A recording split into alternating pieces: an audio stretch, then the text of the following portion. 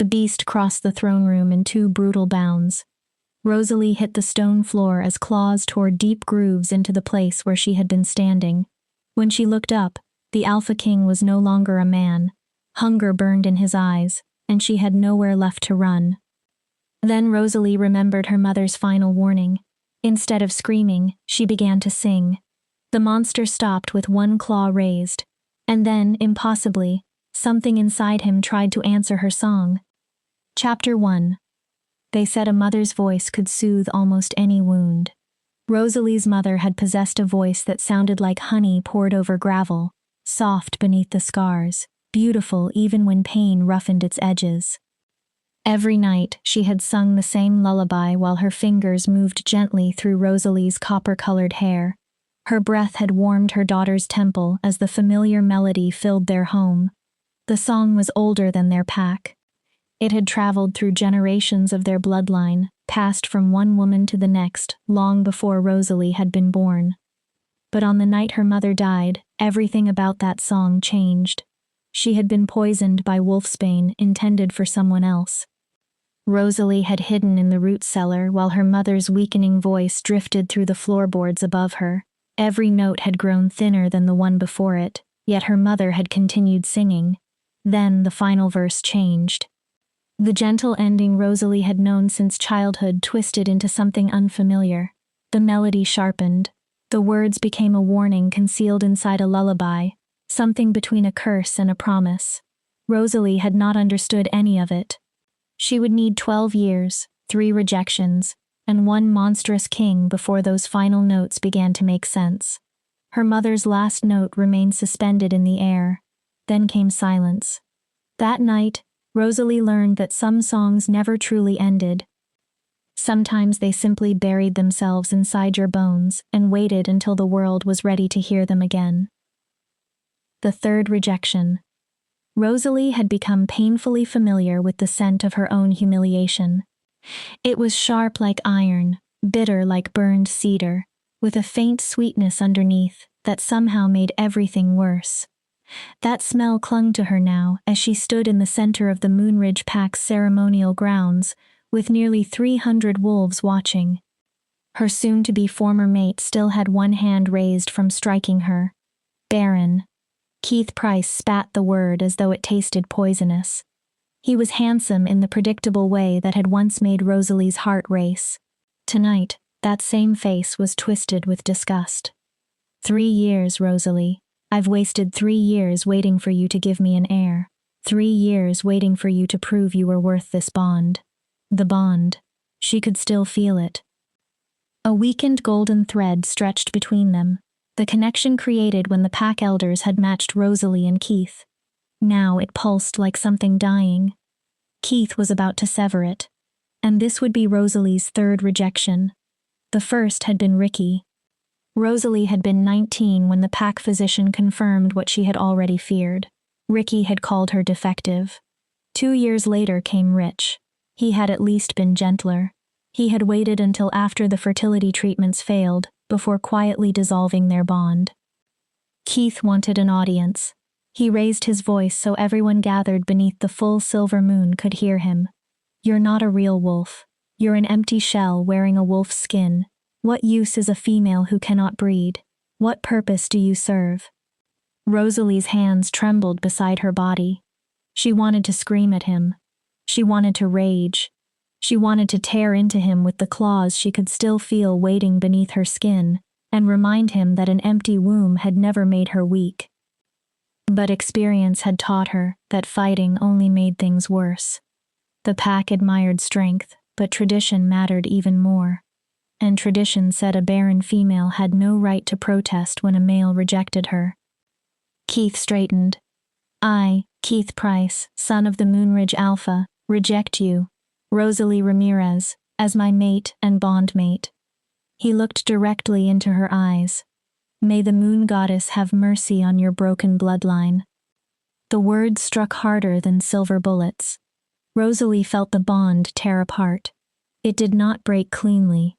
It never did. Instead, the connection frayed strand by strand until pain exploded across her chest. White hot, absolute, She had endured this twice before, but repetition had never made rejection easier. If anything, each one hurt more because the previous wounds had left scars for the next rejection to tear open. Rosalie stumbled backward and pressed a hand against her sternum, as if she might somehow keep herself from falling apart. A small whimper escaped her. She hated that sound. The crowd responded with murmurs that mixed pity with satisfaction. Then Minnie stepped forward. Keith's new intended was a slender blonde with hips the pack considered perfect for childbirth, and a smile that could cut like a knife. She slipped her arm through Keith's. Rosalie smelled the truth before anyone said it. Minnie was pregnant. The scent of new life was unmistakable. Her hand rested protectively over a belly that was still almost flat. Keith looked at Minnie with a softness Rosalie had spent 3 years waiting to see directed toward her. It never had been. "Get her out of here," Keith ordered. He dismissed Rosalie with one movement of his hand, as though she were refuse that needed to be removed. "She has until dawn to leave pack territory. If she's here after sunrise, she will be considered rogue." Rosalie went cold. Rogue. A rogue had no pack protection and almost no rights. Another pack could kill one on sight. Some rogues were hunted, others were captured, some were sold. Yet remaining here would mean something different but almost as unbearable. She would become the Moonridge Pack's warning story. The barren female, the broken one, proof of what happened to women who failed to give their mates children. Rosalie, her sister Tracy, forced her way through the crowd.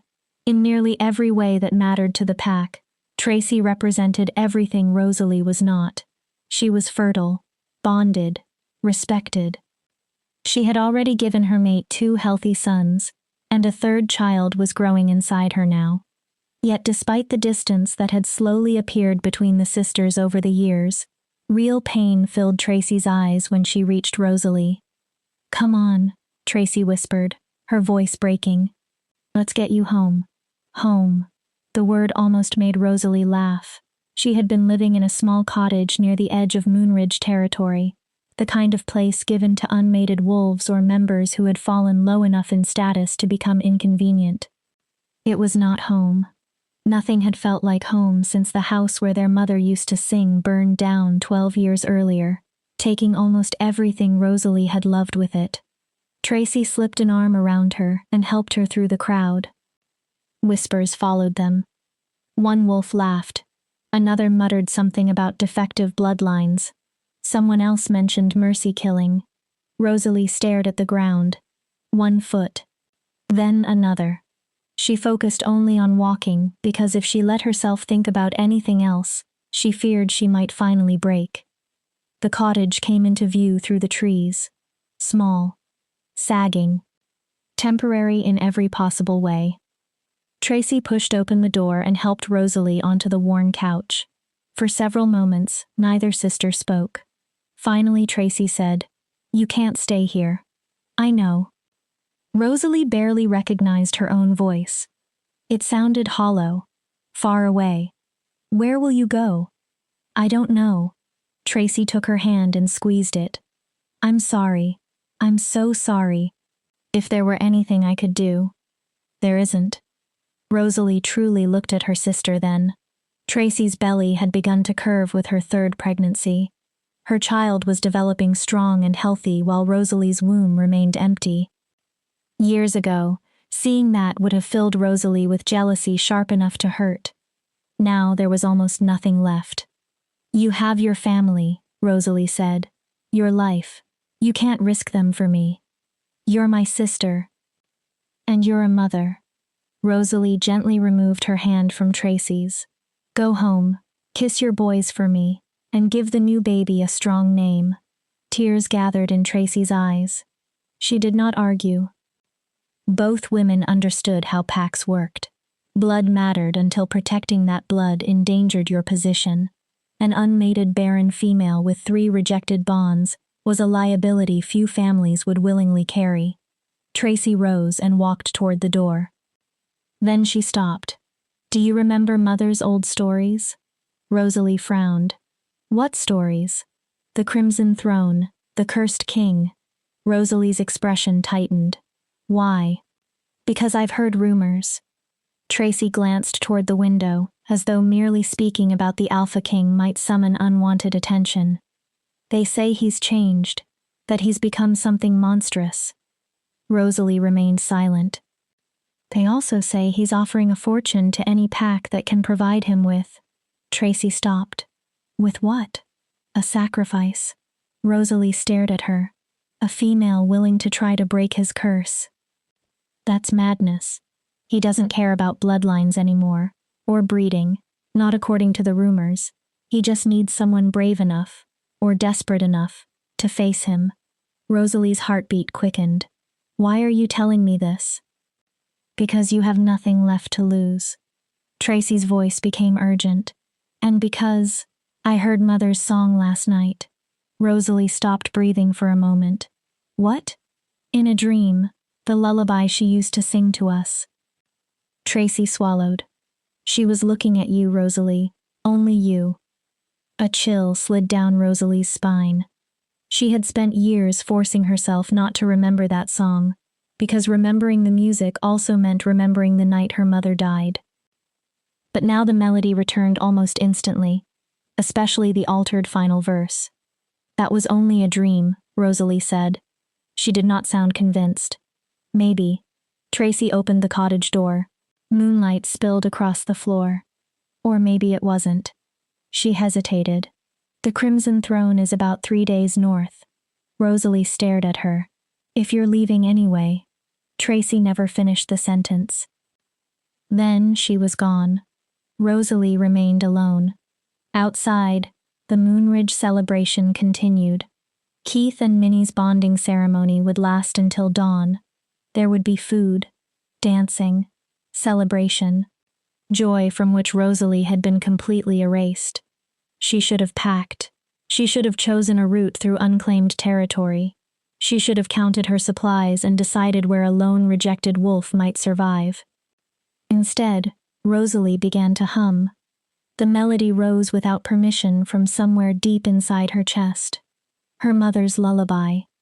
The song passed through generations of Ramirez women, each woman adding verses and meaning of her own. Rosalie had barely sung in 12 years. Her voice cracked on the higher notes. Still, she could not stop. Then the air inside the cottage changed. It grew heavy, charged, almost electric. Moonlight pouring through the window seemed to brighten until it centered on Rosalie.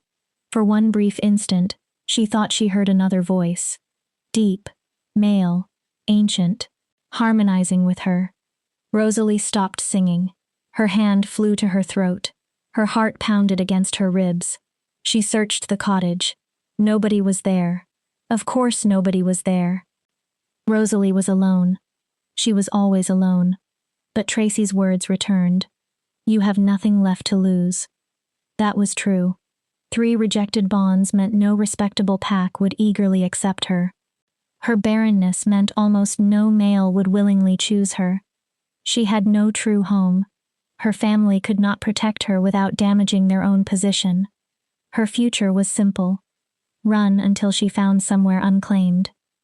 Or run until something killed her. Unless she went north. To the Crimson Throne.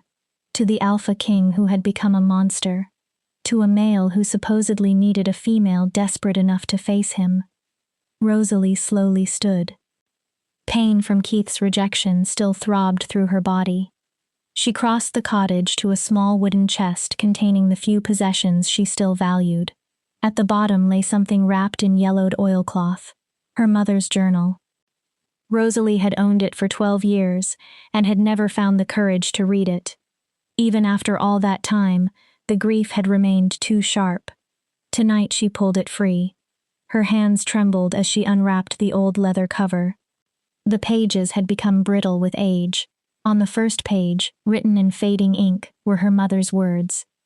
To my daughter, when she is ready to sing the ending. Rosalie's breath caught. She turned the pages. Fragments of the lullaby appeared throughout the journal in musical notation, surrounded by notes about its origin and meaning.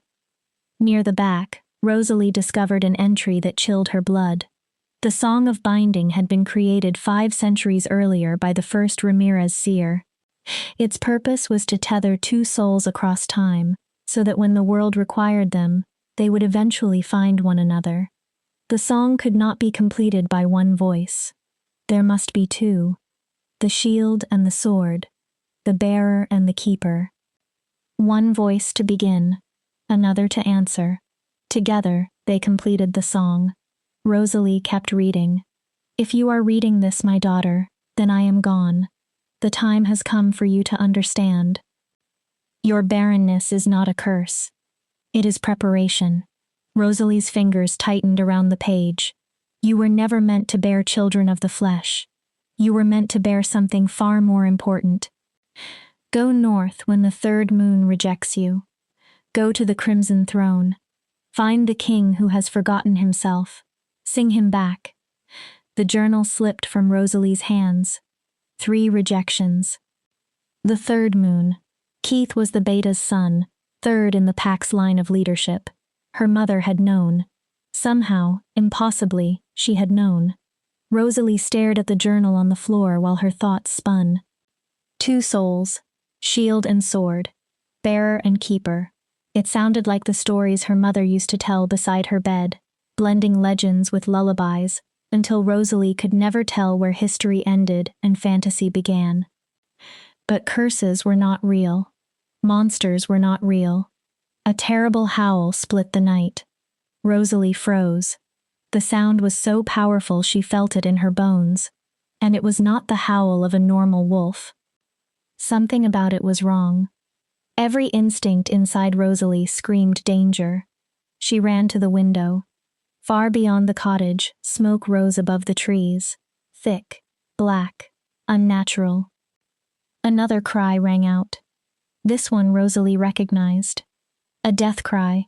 Something, or someone, was attacking the pack. Rosalie grabbed the journal and pressed it against her chest. Her choice had arrived.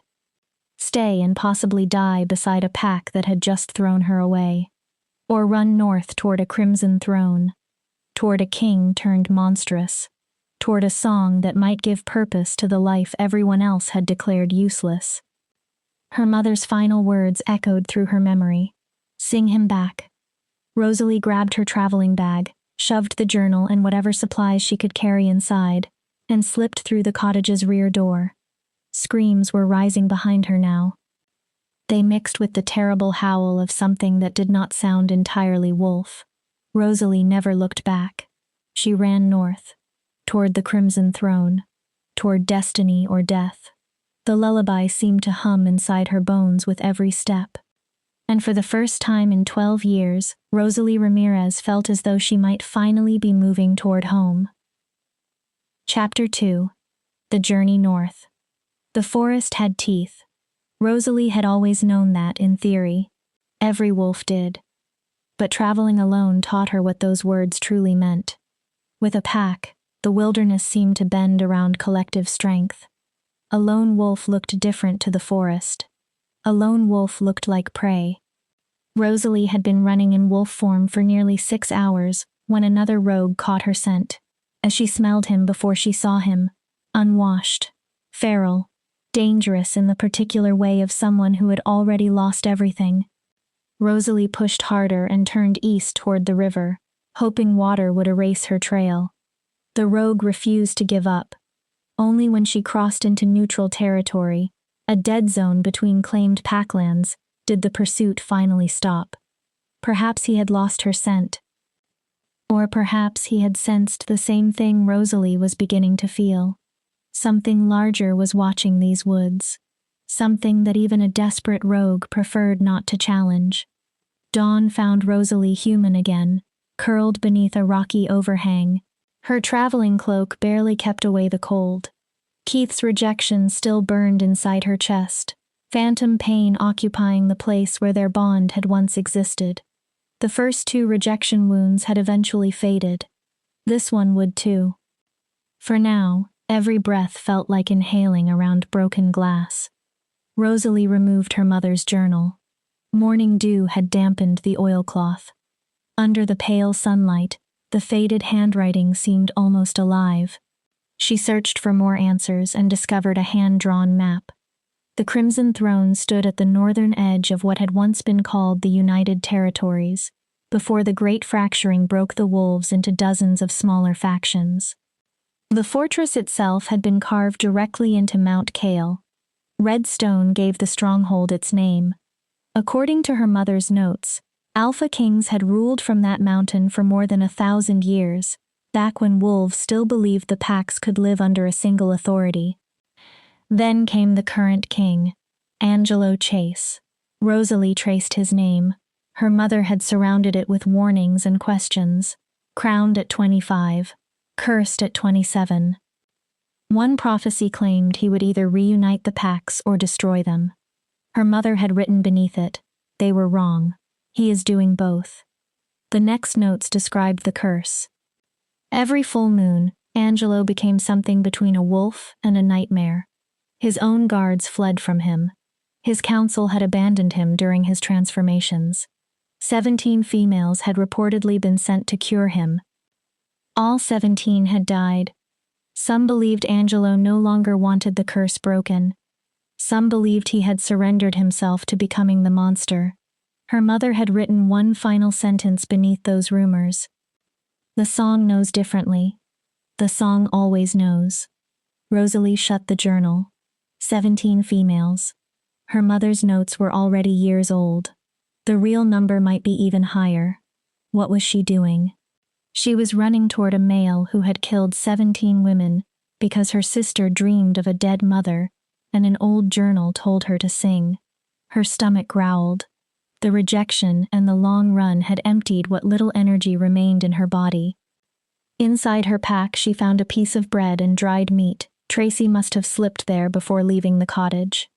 The small kindness made Rosalie's eyes sting. She had barely begun rationing the food when voices carried through the trees. 2 males. Arguing. Rosalie's instincts urged her to hide, but she remained still, partly from curiosity, and partly because strangers might have supplies. "I'm telling you, Dennis, it's pointless." One male sounded irritated. "The king isn't paying for broken goods anymore. He wants females who can at least survive the first night." Another voice answered. "And how exactly is he supposed to know whether they can survive if nobody brings them?" So that one was Dennis. "Besides, Clifton says the bounty has tripled. 3,000 silver for any female willing to attempt the trial." Rosalie stopped chewing. 3,000 silver. More wealth than most wolves would see in a lifetime. Willing? The first male laughed. "Nobody goes to the Crimson Throne willingly. We'd have to take someone. And you remember what happened the last time men tried forcing a woman on the king. He killed the entire group before they could even present her. So we find someone desperate enough to volunteer." Silence followed. Then the other male asked, "Where are we supposed to find someone that desperate?" Any female with half a brain would rather become rogue than face Angelo Chase. Rosalie stood before she could reconsider. She stepped from behind the rocks loudly enough to alert them. Both males spun. Hands went immediately toward weapons. They were older than she expected. One was lean and weathered, dark hair threaded with gray. The other was broad and heavily scarred. Both wore the neutral browns common among wanderers with no pack. "I'll go," Rosalie said. Neither moved. "To the Crimson Throne. I'll take the trial." The gray-haired male stared at her. "What?" "I heard you talking. 3,000 silver for a female willing to face the king." Rosalie lifted her chin. "I'm willing." The broader male laughed roughly. "You're either insane or suicidal. Possibly both. Does it change your bounty?" Dennis stepped closer and studied her. Rosalie knew exactly what he saw. A torn dress. A fresh rejection wound. Desperation she could not conceal. "You've been rejected recently." His nostrils flared. "I can smell it. Your pack throw you out? That's none of your concern. It becomes my concern if you're trying to use the Alpha King as an elaborate way to die." Something in Dennis's tone had changed. Less mockery, more caution. Why do you really want to reach the Crimson Throne? Rosalie considered lying. She could say she needed the money.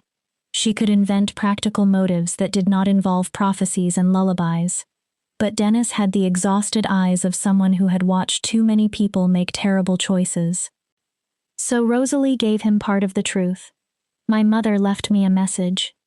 Dennis waited. She said that when the time came, I was supposed to travel north. There was something there I needed to do. Someone I needed to. Rosalie stopped. Sing him back.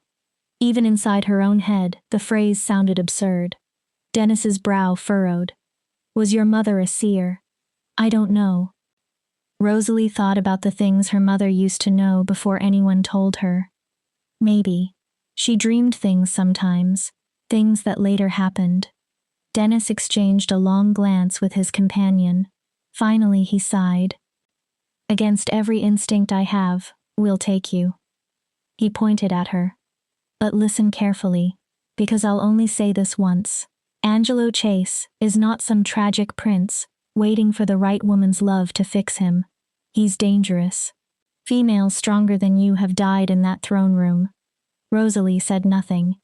If you're walking in there believing you're going to save him because your mother's message told you to, you may not walk out.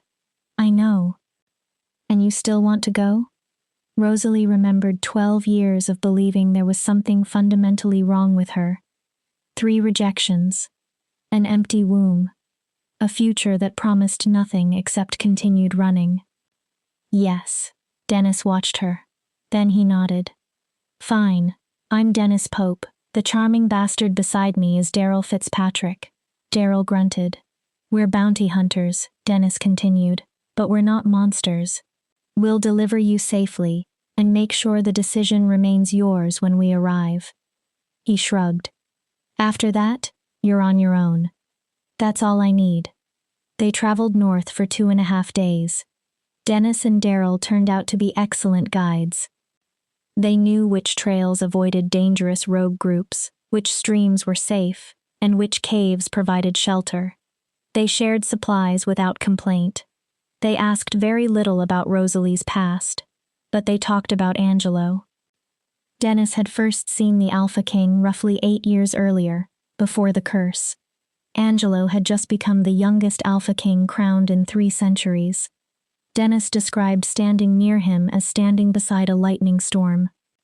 Power seemed to roll from him. He was supposed to reunite everybody, Daryl said while tending their fire on the second night. Prophets had talked about him since birth. They said he carried the blood of the first kings, that he would restore the old order and bring peace. What changed? Rosalie asked. Dennis's expression darkened. Love. He stared into the fire. Or what Angelo believed was love. The woman's name had been Edna Sato. She came from the southern Pax. Beautiful, clever, ambitious. The council matched her with Angelo, and for a short time, everyone believed the old prophecy was unfolding exactly as promised. Edna was supposed to become his queen and help him reunite the fractured territories. Instead, she betrayed him. She worked with a faction that wanted the throne, Daryl explained. On their bonding night, she poisoned Angelo. Rosalie's stomach tightened. Enough to kill him? No, enough to weaken him while her allies attacked. What did Angelo do? Dennis looked at her. He killed them. All of them? Everyone. But the poison had not been ordinary wolfsbane. Edna had mixed curse work into it. Ancient magic most modern wolves dismissed as myth. The curse damaged the connection between Angelo's human consciousness and his wolf. Under a full moon, he became neither. He transformed into something between man, wolf, and nightmare. And Edna? Rosalie asked. Dead, Daryl said. Angelo killed her last. Some wolves believed that final act completed the curse. A male killing his own intended mate, even a traitor, might have caused the moon goddess to turn away from him. Rosalie thought about the message in her mother's journal. The king who has forgotten himself. Maybe that was what the curse had stolen. Not his body. His humanity. What happened to the women sent to cure him? Dennis and Daryl looked at one another. Most were offerings, Dennis said. Pack leaders sacrificed daughters in exchange for influence or favor. They arrived terrified, Daryl added. And fear is the worst thing you can bring near Angelo during a transformation. The beast reacts to it. Dennis nodded. Fear triggers the predator. Daryl stared into the fire. There was one woman about 3 years ago, Charmaine, from an eastern pack. She wasn't afraid. Walked straight toward him during a full moon. Rosalie leaned forward. And, for a moment, he spoke to her. Dennis's expression became grim. Then she tried using magic to bind him, a spell learned from a witch. The moment Angelo realized someone was attempting to control him, the beast took over. He killed Charmaine. They found what remained of her scattered across the throne room. The fire seemed suddenly louder. Rosalie could feel her mother's journal pressed against her side. A binding song.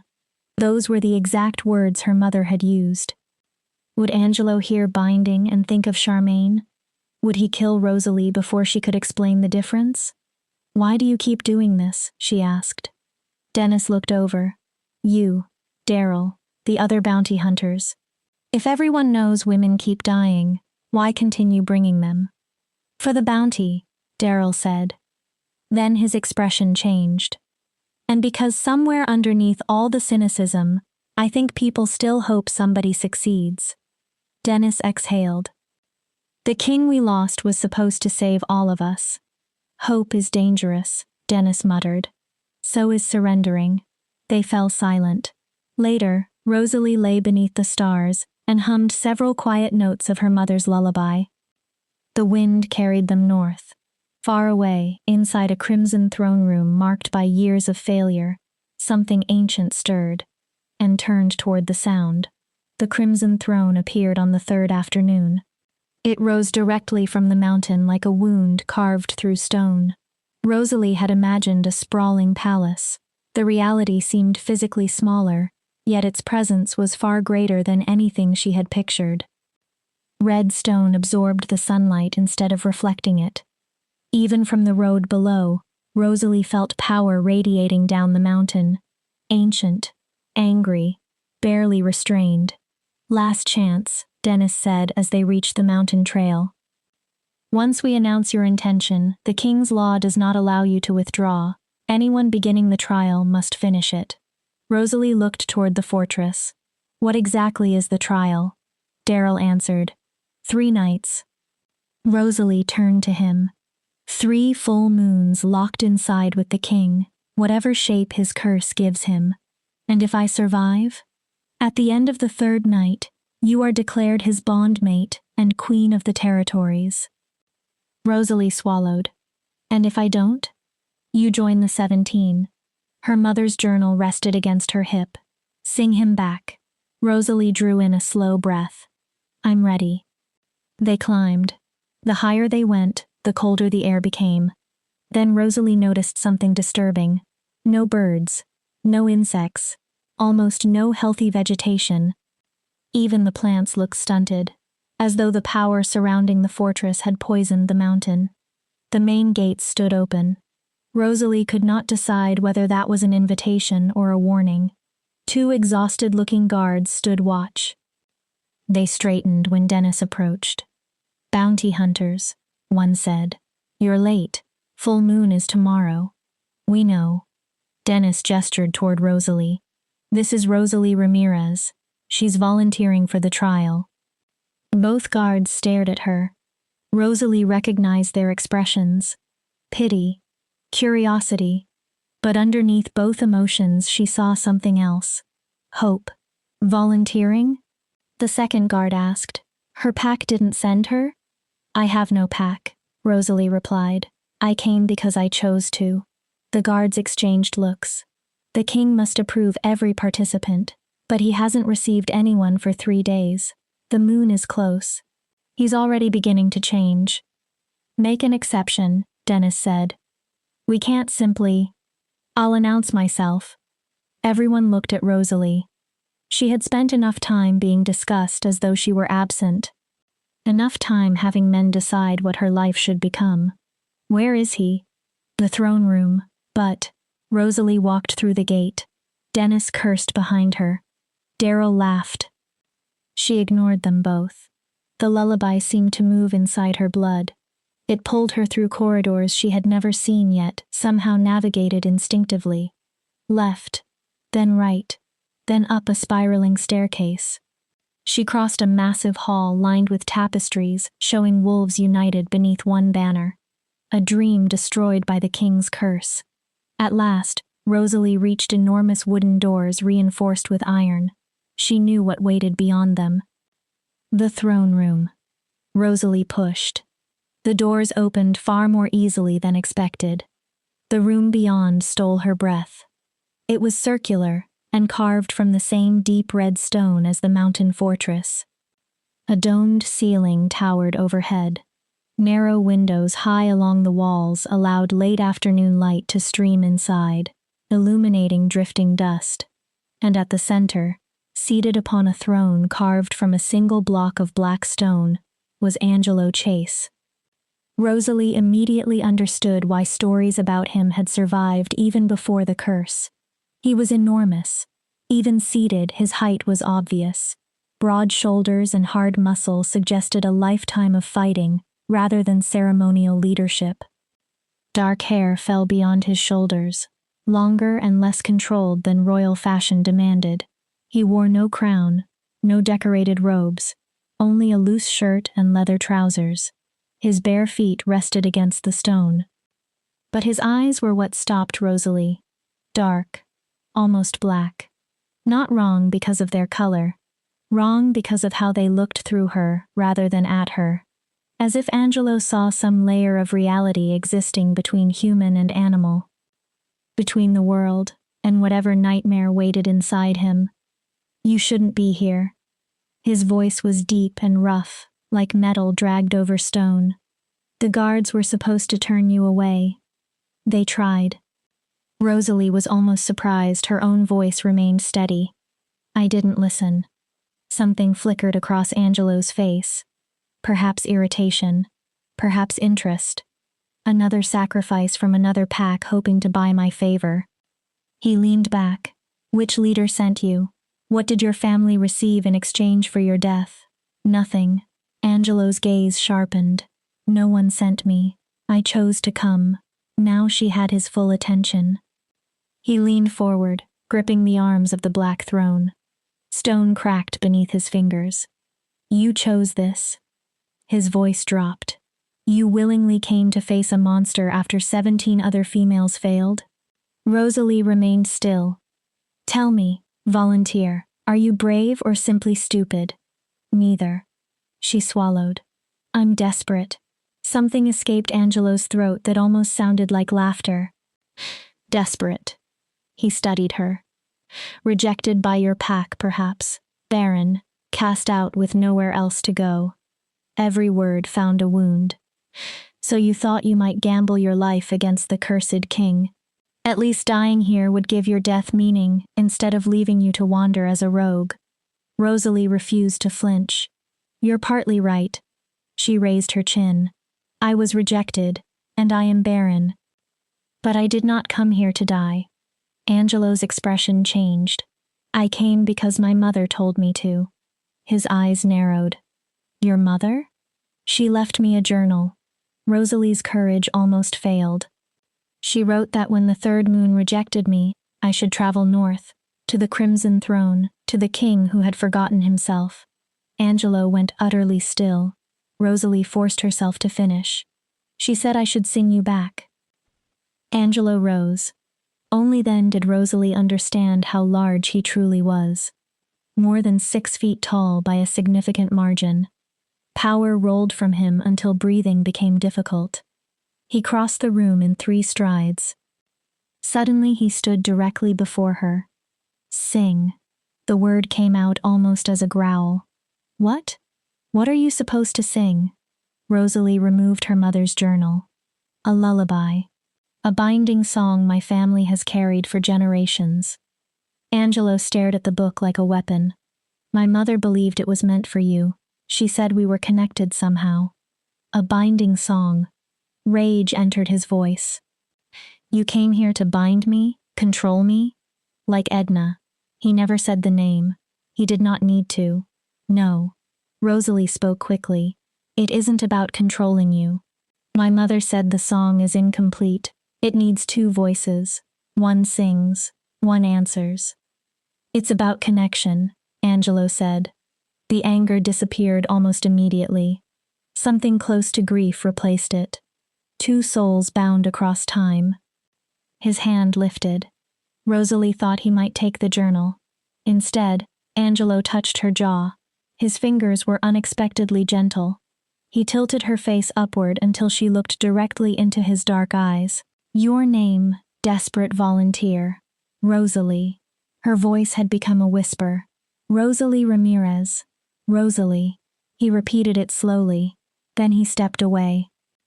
The full moon rises tomorrow night. His expression hardened. If you are still inside this fortress when it does, I will try to kill you. Rosalie's pulse accelerated. The curse gives me no compassion, no restraint. Once it takes me, there is only hunger, rage, and the need to destroy. I know. And you still want the trial? Rosalie remembered her mother's altered song. 12 years of feeling useless. 3 rejections. Then she remembered the gentleness of Angelo's hand, despite everything he had just told her. She saw something inside his eyes she recognized. The same emptiness that had consumed her. Yes. Angelo watched her for a long time. Something like regret crossed his face. Then he returned to the black throne. Marcos. A guard appeared. Take Rosalie to the southern chambers.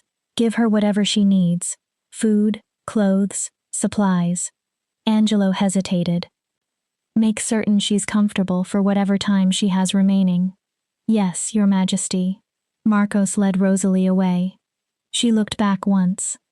Angelo sat staring into nothing. In the dying sunlight, he no longer looked like a king. He looked like a condemned man waiting for an execution. Only the execution would be hers. Tomorrow the moon would rise. Tomorrow she would meet the monster hidden inside Angelo Chase. And tomorrow, Rosalie would sing. Whether the song saved anything or merely followed her into death remained unknown. Chapter 3. The First Night.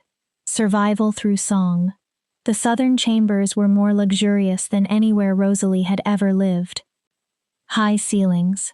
Intricate molding. A 4-poster bed surrounded by silk. Tall windows overlooking a valley painted gold and crimson by sunset. The bathing room contained a massive copper tub and soaps scented with lavender and honey. Rosalie thought it felt like an extraordinarily beautiful cage prepared for a corpse. Marcos had treated her kindly. He brought a dark green dress that fit her, a warm robe, food, and everything she might need. Then he explained the trial. At moonrise, Angelo would be confined inside the throne room. Rosalie would be taken inside with him. The doors would be locked from outside. The throne room was the only chamber strong enough to contain whatever the curse created.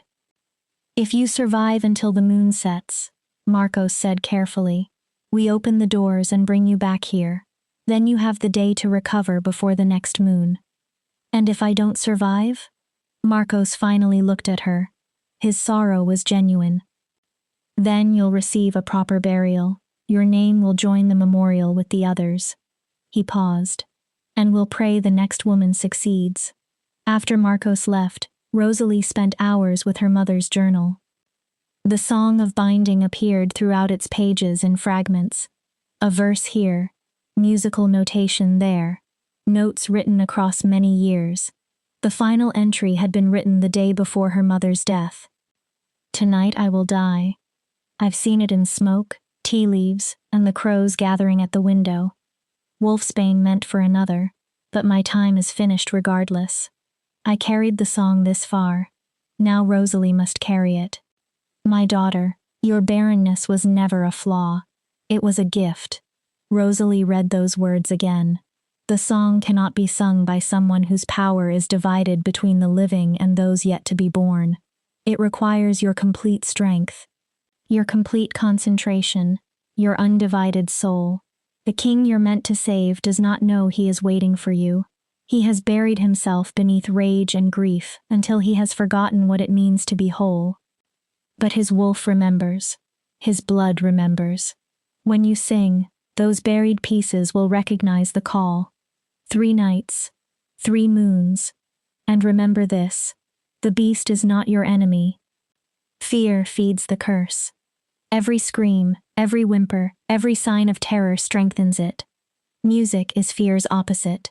Music is courage given a voice. Sing, my daughter. Sing as if your life depends upon it. Because it does. Rosalie lowered the journal. Outside her window, the sun disappeared. She began humming. The melody felt different inside the crimson throne. The air itself seemed to vibrate. A knock interrupted her. Marcos entered. His expression told her everything. The moon is rising. Rosalie stood. The king asked whether you would agree to enter the throne room before the transformation is complete. He wants to explain something while he still can. Rosalie tucked the journal inside her robe. Then she followed Marcos. The fortress seemed heavier after dark. Every corridor felt haunted by the deaths that had occurred there. Before they reached the throne room doors, Rosalie heard Angelo. Low growls, broken gasps, sounds of pain. The transformation had already started.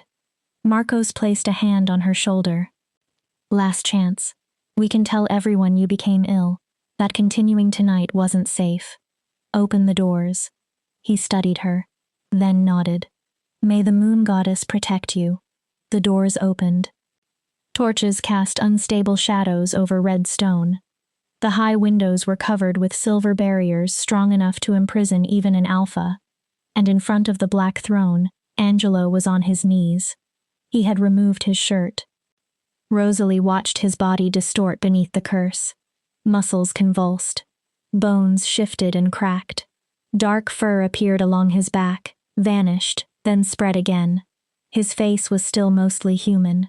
His eyes were not. The pupils were stretching into something predatory. You came. His voice already carried a growl. I wasn't certain you would. You asked me to. Angelo gave a bitter laugh. I didn't expect you to listen. He forced himself upright and gripped the throne for balance. I wanted to warn you while I still understand what a warning is. Rosalie remained near the door. About what? The hunger. Another wave tore through him. When the transformation finishes, I'll want to hurt you. His fingers tightened until stone cracked. Not because you are Rosalie, because you'll become prey. He fought for breath. Female. Vulnerable. Everything the beast is built to hunt. Rosalie's heart raced. I've fought it for 3 years. 18 moons. I've never maintained control. My mother said the curse feeds on fear. Angelo's back arched. Your mother was right. Fangs lengthened between his lips. Which is why you should leave, while I can still ask you to. He screamed. The sound became a roar as he dropped to the floor. Behind Rosalie, the heavy doors closed. Metal bolts slid into place. They were locked together now. Until moonset. Or death. I'm staying. Angelo lifted his head. You are a fool.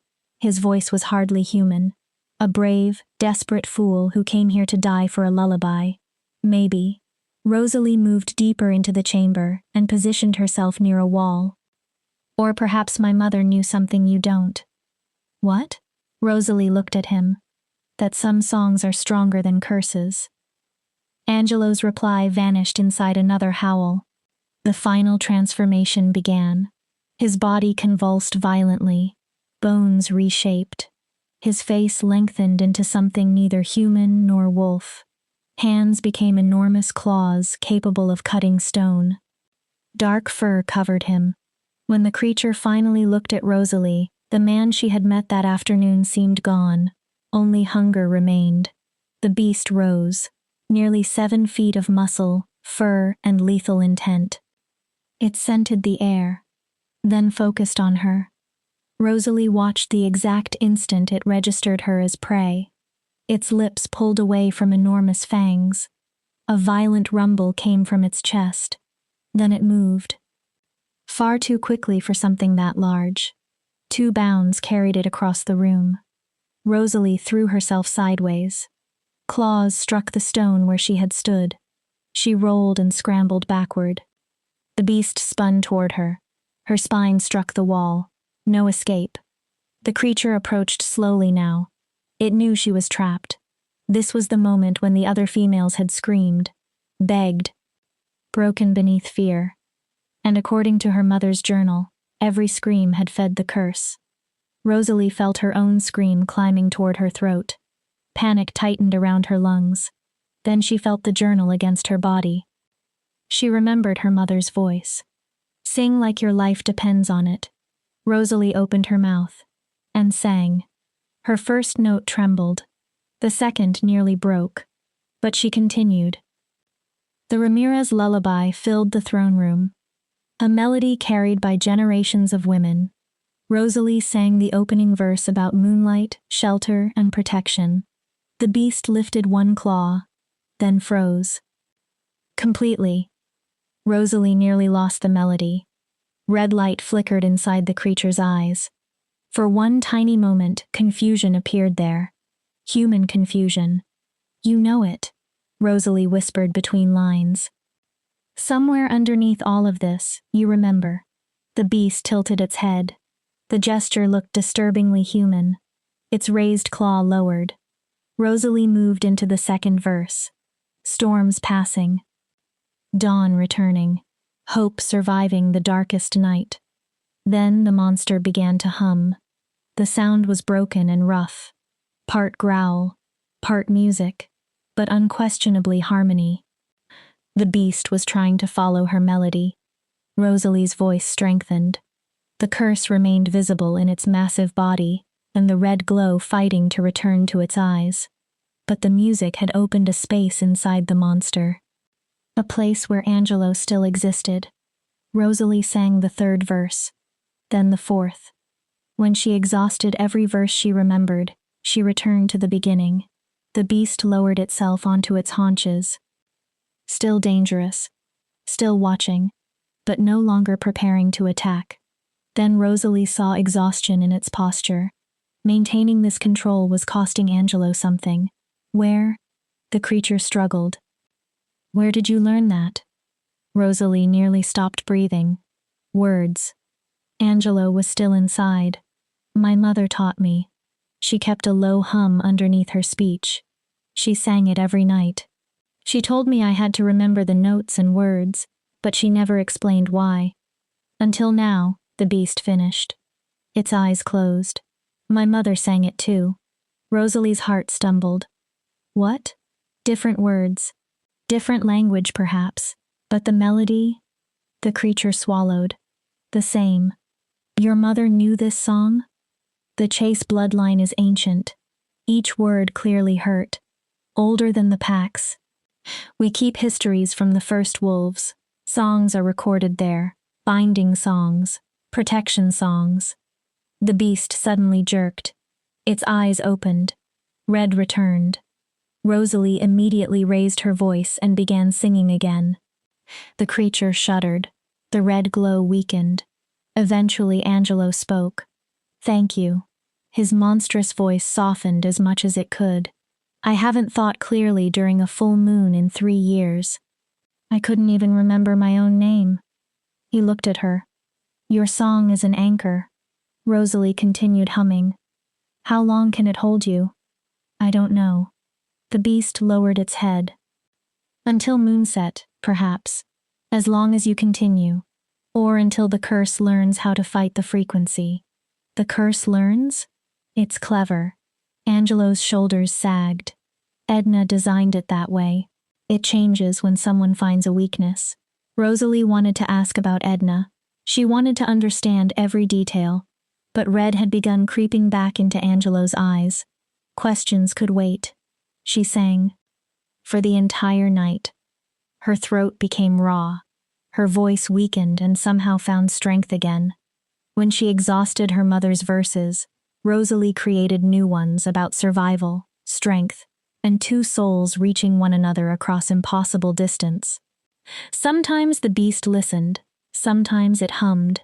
Twice the curse surged hard enough that Angelo lunged toward her with clear murderous intent. Both times Rosalie refused to run. She sang louder. She pushed the melody between them like a shield, and both times Angelo found his way back. His rough voice joined hers until the curse retreated. They slowly discovered a rhythm. Rosalie sang when Angelo needed an anchor. Angelo hummed when Rosalie needed to rest. When the curse became strongest, their voices joined. Something greater than either of them formed between those two sounds. And eventually Rosalie realized something extraordinary. She was still cautious. She still understood that one careless movement from the beast could kill her. But she was no longer terrified. Fear had transformed into focus, then determination. Then a fierce protectiveness toward the broken king, fighting so desperately to remain himself.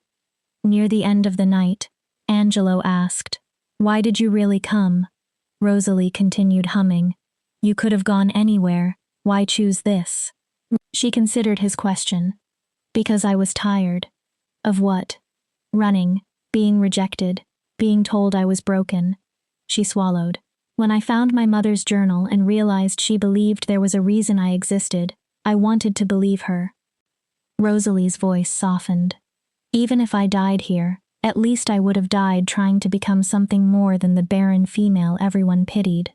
A strange sound came from the beast. Half laugh, half sob. "We make quite a pair." Rosalie almost smiled.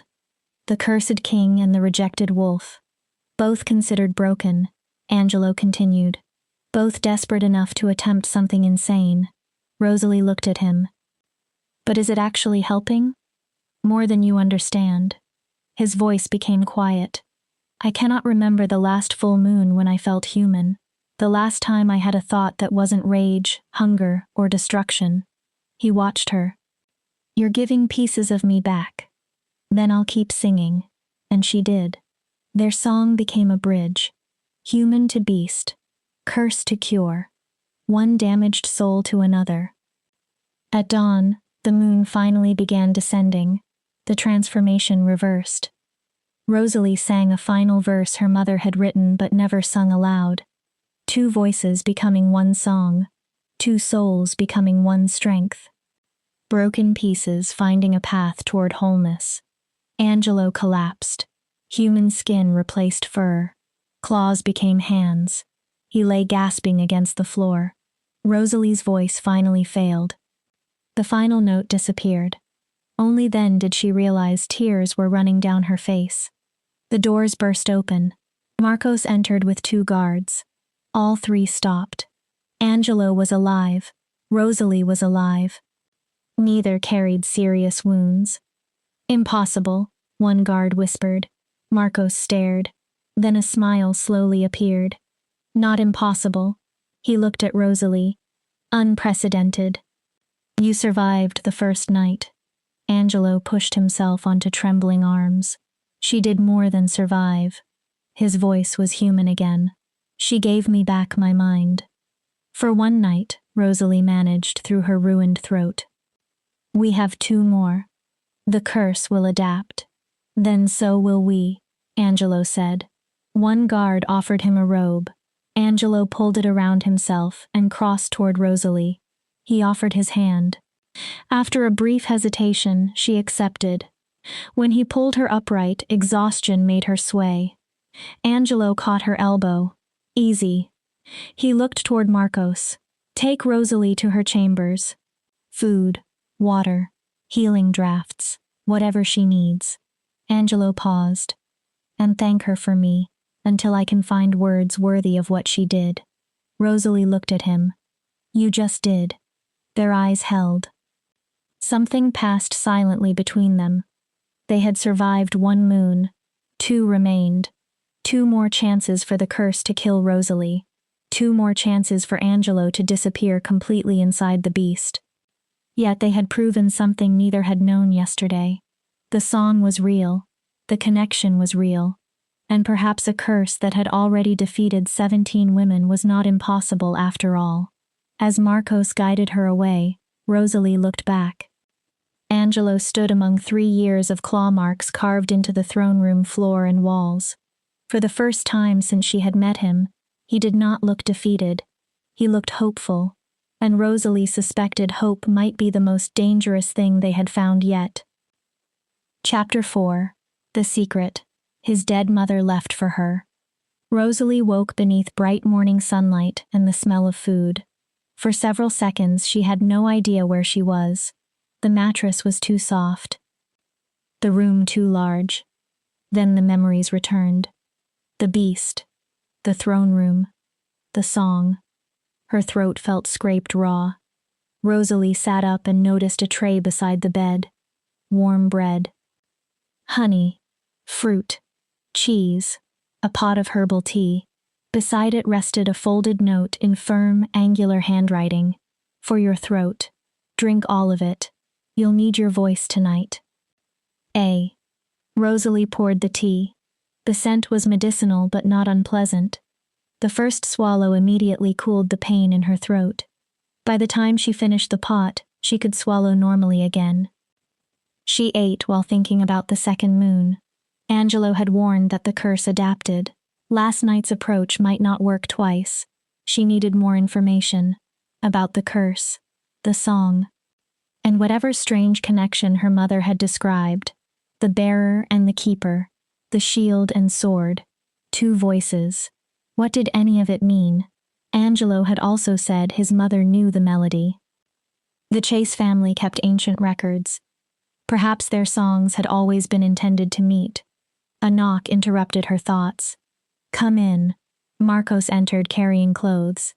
The king requests your presence in the library. He laid a brown leather tunic, trousers, and sturdy boots across the bed. His Majesty thought practical clothing might be more useful today. Marcos tried to hide a smile. He also said answers require reading, and reading requires proper clothing. Rosalie raised an eyebrow. He actually said that? His exact language was slightly more colorful. Rosalie smiled despite herself. Marcos walked toward the door, then stopped. Lady Rosalie. She looked up. What you did last night. He struggled for words. Nobody has ever survived the first moon like that. Nobody has ever calmed him while transformed. Rosalie lowered her gaze. It was the song. Perhaps. Marcos gave a small bow. But you were the one courageous enough to sing. After he left, Rosalie dressed. The clothes fit almost perfectly. She wondered briefly how Angelo had known her measurements. Then she remembered that the beast's senses were far stronger than human senses. During the night he had probably memorized her size, scent, heartbeat, and voice without consciously trying. The realization should have unsettled her. Instead, it felt strangely intimate. Rosalie braided her copper hair and tucked her mother's journal inside her tunic. The library occupied the eastern wing. On the way, she passed a corridor lined with portraits of past Alpha Kings. One portrait caught her attention. The man shared Angelo's dark eyes and bone structure, but warmth filled his expression. My father. Rosalie turned. Angelo leaned against the library doorway. He looked exhausted. Dark circles surrounded his eyes. His damp hair suggested he had recently bathed, yet his gaze seemed more alert than yesterday. Clifton Chase, Angelo said. He ruled for 43 years before illness took him. His eyes returned to the painting. He was a good king, better than I'll ever become. You don't know that, don't I? His smile turned bitter. He united 3 territories and created treaties that lasted decades. I've been king 8 years, cursed for 3. Angelo looked away. I watched everything he built begin collapsing because I trusted the wrong female. Rosalie studied him. In daylight, the monstrous king from the stories looked less like a monster than a man who had carried too much weight for too long. Show me the library, she said. Angelo's bitterness faded slightly. You mentioned answers. This way. The library was breathtaking. 3 levels of books rose beneath a glass dome. Spiral staircases linked each floor. Small alcoves offered private reading spaces. Sunlight spilled through the ceiling and turned floating dust into tiny sparks. The Chase Archive, Angelo said. More than 1,000 years of records. History, magic theory, bloodlines, philosophy. Rosalie stared upward. If an answer to my curse exists anywhere, it should exist here. Have you searched? For 3 years. Angelo's voice flattened.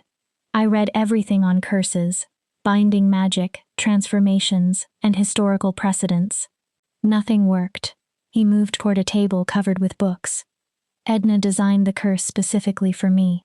Then why would yesterday change anything? Because your song produced a result none of my research predicted. Angelo picked up an ancient volume. So I stopped looking only at curses. He opened a marked page. Your mother used 2 terms, bearer and keeper. Rosalie nodded. I found those exact words in older texts about soul bonds. What kind? Not pack bonds. Angelo turned the book toward her.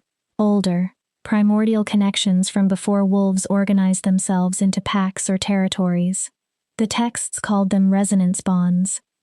They were extremely rare, perhaps 1 pair every few generations, 2 souls born at the same spiritual frequency. When they found one another, their strengths resonated and amplified. The bearer carries potential, Angelo said. The keeper holds the key. He met Rosalie's eyes. Together, they can accomplish what neither could do alone. Rosalie's pulse accelerated. You think I think your mother believed we were. Angelo spoke carefully, and last night gave me reason to consider that she may have been right. He described what he had experienced while transformed. Normally, the beast consumed his human consciousness. But Rosalie's voice had acted like a thread connecting the 2 parts. The monster remained. So did Angelo. Her song had prevented one from completely erasing the other. Rosalie looked at an illustration inside the book. 2 figures faced one another with streams of light passing between their raised hands. How do we know whether a resonance bond actually exists between us? There are signs. Angelo counted them. Shared dreams. Awareness of the other person's emotions across distance. Then he hesitated. And physical reactions to proximity. Rosalie looked up. What kind of reaction? A pull. Angelo's jaw tightened. Something beyond desire, beyond ordinary emotional attraction. Rosalie remembered his fingers touching her jaw, the electric sensation beneath her skin. She felt something similar now. A constant awareness of Angelo standing near her. A warmth trying to pull her closer. I feel it, she admitted. His eyes darkened. So do I. Angelo looked away briefly.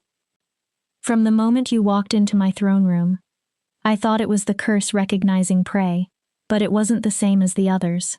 How was it different? With them, I felt hunger. He searched for words.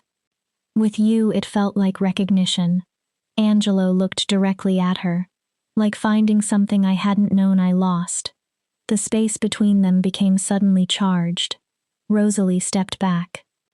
If this is a resonance bond, can it break the curse?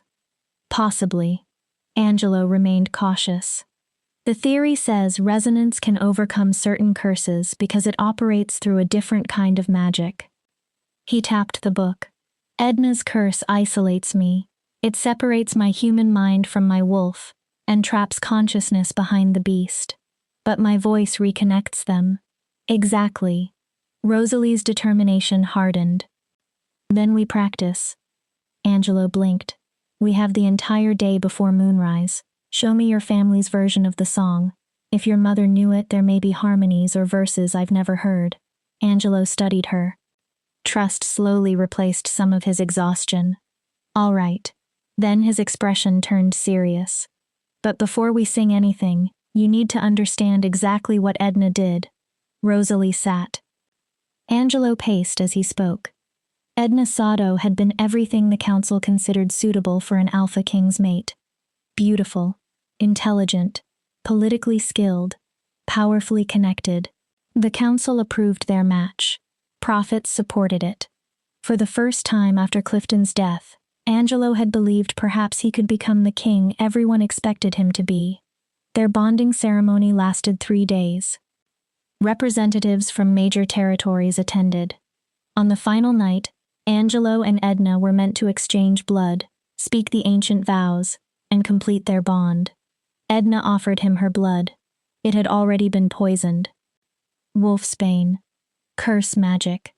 Something darker Angelo still could not fully identify. The spell severed the balance between his human consciousness and his wolf. A werewolf was meant to be integrated. Man and animal existed together. Edna's curse tore them apart.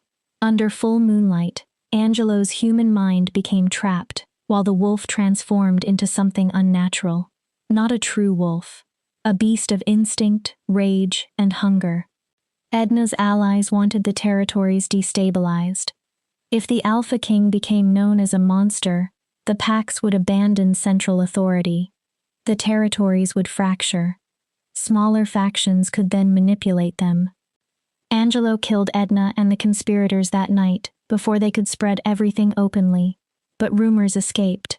Pax sensed weakness. Borders were challenged. The kingdom his father had built began breaking apart. Rosalie understood now why the words binding song had triggered Angelo so violently. "I'm not Edna," she said. "I know." His voice softened. "At least the rational part of me knows." He looked down. "But betrayal taught another part of me to fear any intimacy that asks for trust. Then don't trust me blindly." Angelo looked at her. "Question me. Test everything. Verify what the song does." Rosalie held his gaze. "I'm not asking for faith, Angelo. I'm asking for collaboration." His posture relaxed. "Collaboration." A faint smile appeared. "That I can manage." Angelo brought another journal from the table. The chase crest was pressed into its cover. "This belonged to my mother." Rosalie stared. "She died when I was 12. Before she passed, she made my father promise to preserve everything she'd written." He opened it. Musical notation filled several pages. Rosalie immediately recognized the structure. She was writing about the same song. "Not exactly," Angelo pointed. "Different words, different emphasis." Then he hummed. Rosalie's skin prickled. It was her mother's lullaby. But where the Ramirez version was gentle and protective, the Chase melody sounded forceful, assertive, built on the same foundation but moving toward a different purpose. "The shield and sword," Rosalie whispered. Angelo nodded. "Your version is the shield, and yours is the sword. Separately, perhaps they're simply powerful songs." Angelo's eyes lifted. Together, they were designed to fit. Rosalie placed her mother's journal beside his. The books differed in size, handwriting, and age. But when the corresponding pages were opened together, the musical structure became unmistakable. "Look." Rosalie traced the notes. "When mine rises, yours drops. Where mine sustains, yours carries rhythm." Angelo leaned over her shoulder. The closer he moved, the stronger that magnetic awareness became. Rosalie smelled pine, smoke, and something wild. Even their breathing began falling into rhythm. "Let's try it," Angelo said. "Only a few lines." Rosalie began her mother's opening verse. After 2 measures, Angelo joined. His voice took the same melody into a higher harmony. The effect was immediate. The library vibrated. Books rattled on shelves. Dust floating through sunlight began circling against the natural air currents. Then something appeared between Rosalie and Angelo, a faint distortion, like heat above stone. The shimmer became gold. It pulsed with their voices. Rosalie felt power entering her chest and bones. Real power, not metaphor, not imagination, a force capable of changing things. They finished the verse. The visible light faded. Neither moved. Rosalie's hands shook. Angelo looked stunned. That's it. His voice was barely audible. That's what can fight the curse. Rosalie nodded. Not my song. Not mine. Both. Their eyes met. Tonight, Rosalie said, we begin together before the transformation finishes. Angelo's expression became wary. The curse will have learned from yesterday. Then we learn too. It may make the beast more violent. It may try to prevent me from harmonizing. Then we become harder to silence. A reluctant smile touched his face. Tonight proves whether this can happen twice. Rosalie looked at the two journals. And the third moon. Neither finished. They both understood. Perhaps the third night could do more than contain the curse. Perhaps it could destroy it. They spent the remaining day studying and practicing. Angelo taught her verses from his mother's journal. Rosalie showed him hidden notations from hers. Each attempt became easier. Their voices learned one another. They began anticipating changes without needing to discuss them. It felt less like learning something new than remembering something buried in their blood. Near evening, Marcos entered. The moon rises in 2 hours. Angelo looked at Rosalie. She felt the question inside his expression. Are you sure? Rosalie remembered 12 years of being called broken. Then she remembered the golden resonance in the library. We're ready. They entered the throne room together. That alone made the second night different. Angelo stood beside Rosalie rather than waiting for the curse alone. He told Marcos to keep the doors open until the last possible moment. As sunset disappeared behind barred windows, Angelo spoke. If this fails tonight, it won't. If it does, he looked at her. If the curse wins and I hurt you, remember that it isn't the man standing here. I know. Rosalie reached for his hand. It was the first time she deliberately touched him. Electric warmth traveled through them. We are stronger together than the curse expected. Angelo tightened his fingers around hers. Your mother raised a warrior. So did yours. Moonlight touched the floor. Angelo gasped. His hand began changing inside Rosalie's. Bones cracked. Claws pushed through human nails. Sing. His teeth lengthened. Now. Rosalie began immediately. Strong. Clear. This time Angelo joined her before the curse could silence his human voice. Gold appeared between them. It wrapped around him like a barrier. The transformation continued, but slower. And when the beast finally emerged, it was different. Smaller than the previous night. More wolf than nightmare. Its eyes held recognition. Angelo remained there. It's working, Rosalie breathed between verses. The beast deliberately nodded. Then its rough voice joined her. The sound was still wild and broken. But it was music. They sang together for hours. When Angelo drifted too close to the curse, Rosalie's voice pulled him back.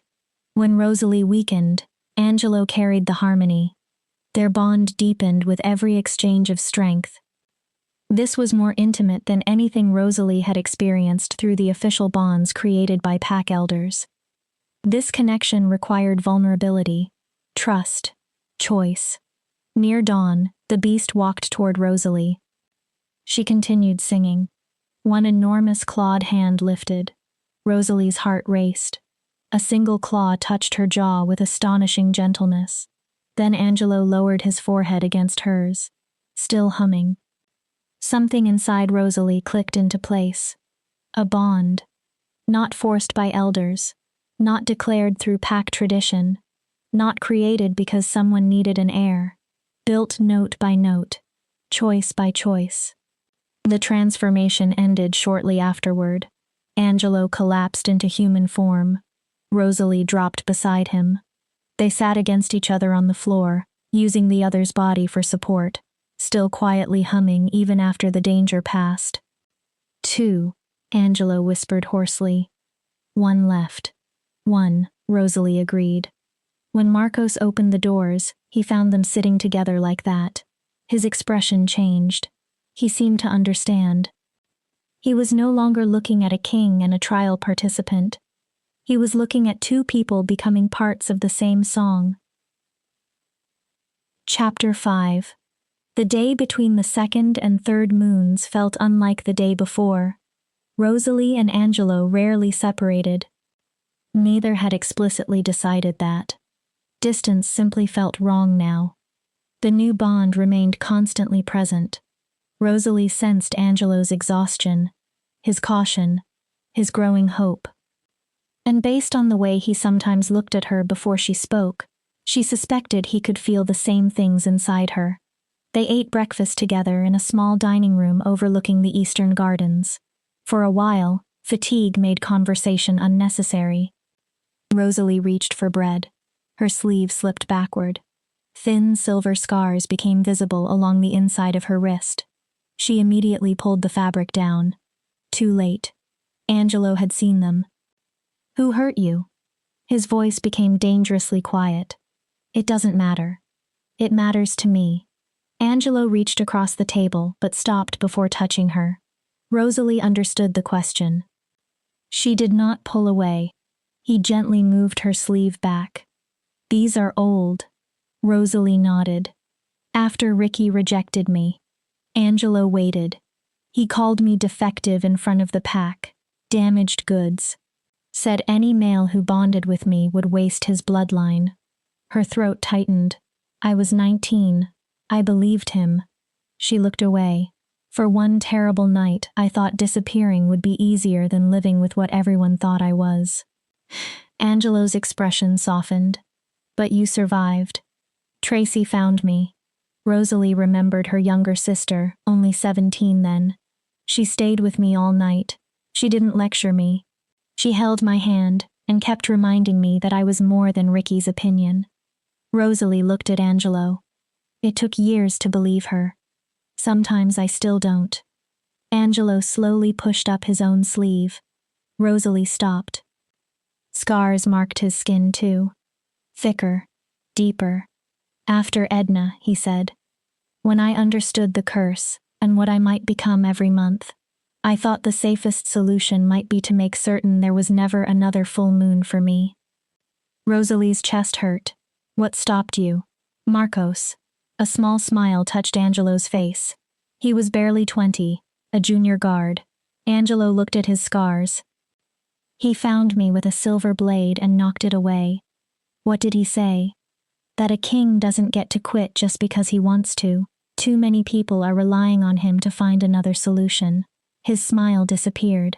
"So I searched. For 3 years. Every cure, every theory, every possibility." His voice roughened. "And I watched 17 women die." Rosalie reached for his hand. "But the curse isn't impossible. Not yet broken either. We've survived 2 moons." Angelo looked frustrated. "I can think while transformed now. I can speak. But I'm still trapped between forms. Still dangerous." He looked toward the window. "The territories continue fracturing while their king hides inside a fortress because he doesn't trust himself outside it." Rosalie recognized the exhaustion in him. The same exhaustion that had followed her through 3 rejections. She stood. "Come with me." "Where?"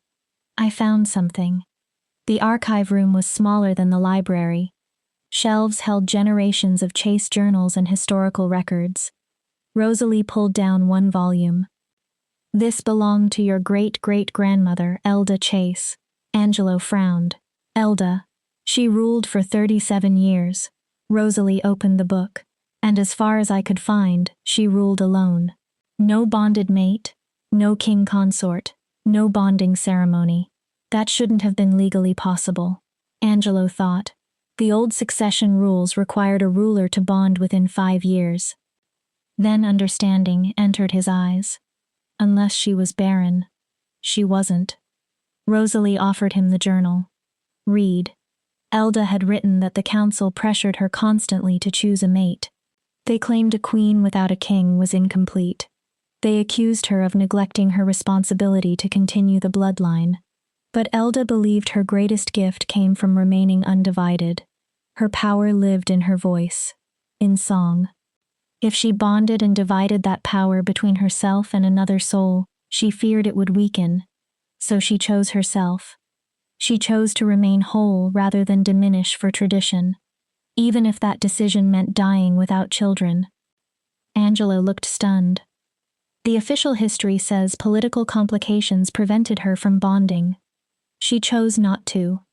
Rosalie took the journal, because keeping her power intact allowed her to hold the territories together for almost 4 decades. She touched her own mother's journal. My mother wrote something similar. Angelo's expression slowly changed. Your barrenness. She called it preparation. Rosalie nodded. If one of my earlier bonds had truly completed, the song might have weakened, or failed. Silence settled between them. All those years of being told she was broken, all those rejections, all that pain. What if those experiences had led her toward precisely the state she needed to be in now?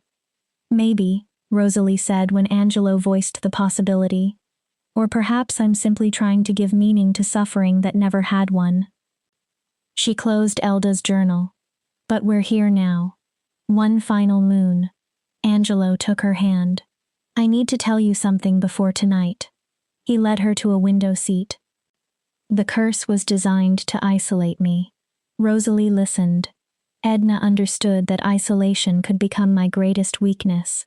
Angelo stared through the glass. For 3 years, I pushed away my counsel, guards, friends. I told myself I was protecting them. He paused. I was afraid.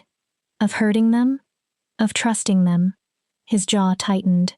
Of caring about someone again, and discovering they were using that care against me. That isn't weakness. Maybe not. His eyes returned to hers. But surviving isn't the same as living. Angelo's voice lowered. These 2 nights changed something.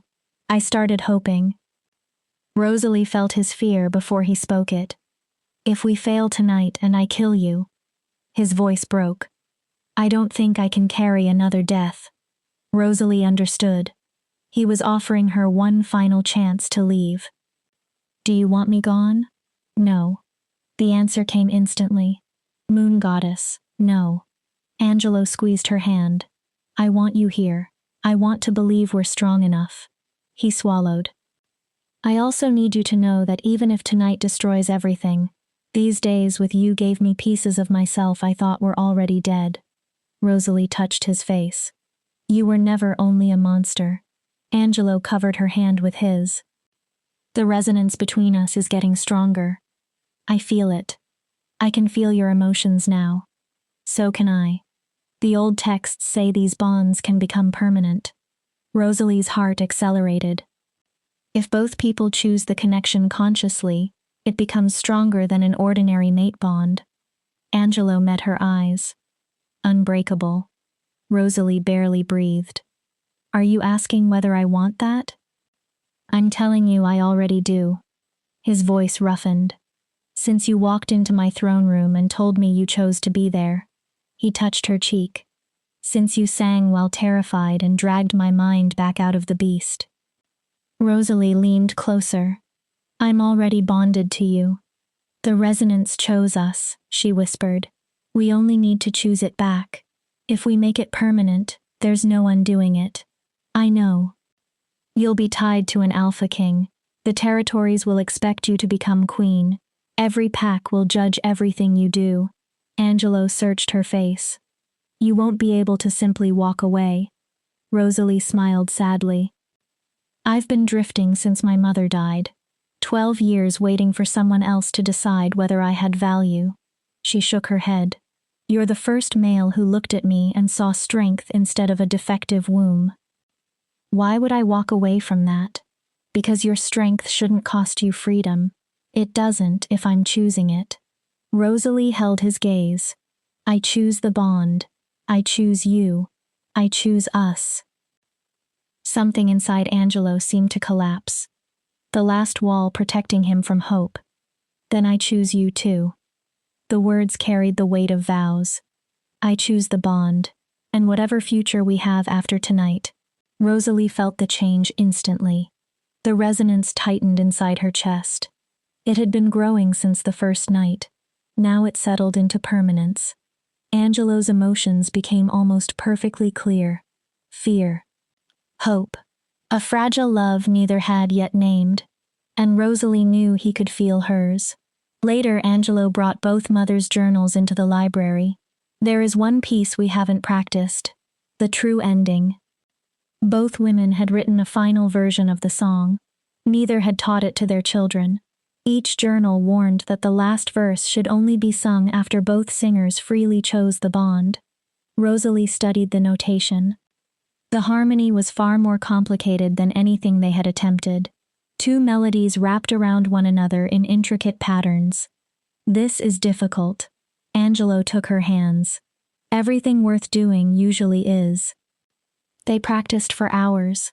Mistakes forced them to restart. But every successful attempt caused the resonance bond to pulse warmly between them. Near sunset, Marcos entered. 1 hour until moonrise. Rosalie and Angelo exchanged a look. Trust, fear, hope, and something increasingly difficult to call anything except love. We're ready, they said together. Marcos gave the smallest smile. I believe you are. The third night began with their hands joined. Candles surrounded the throne room. Both journals rested safely inside Rosalie's clothing. As Angelo's eyes began changing, he looked at her. However this ends, meeting you was worth everything. It's not ending. Rosalie squeezed his hand. We break the curse, then we rebuild this kingdom. Angelo laughed despite the transformation beginning. Ambitious. I learned from a king. Moonlight touched the floor. The curse surged. They sang immediately. Their voices entered harmony before the beast could fully form. Golden light surrounded Angelo. The transformation still happened, but the creature that emerged was smaller, more controlled. Its eyes contained far more man than monster. They continued singing. Shield. Sword. 2 melodies.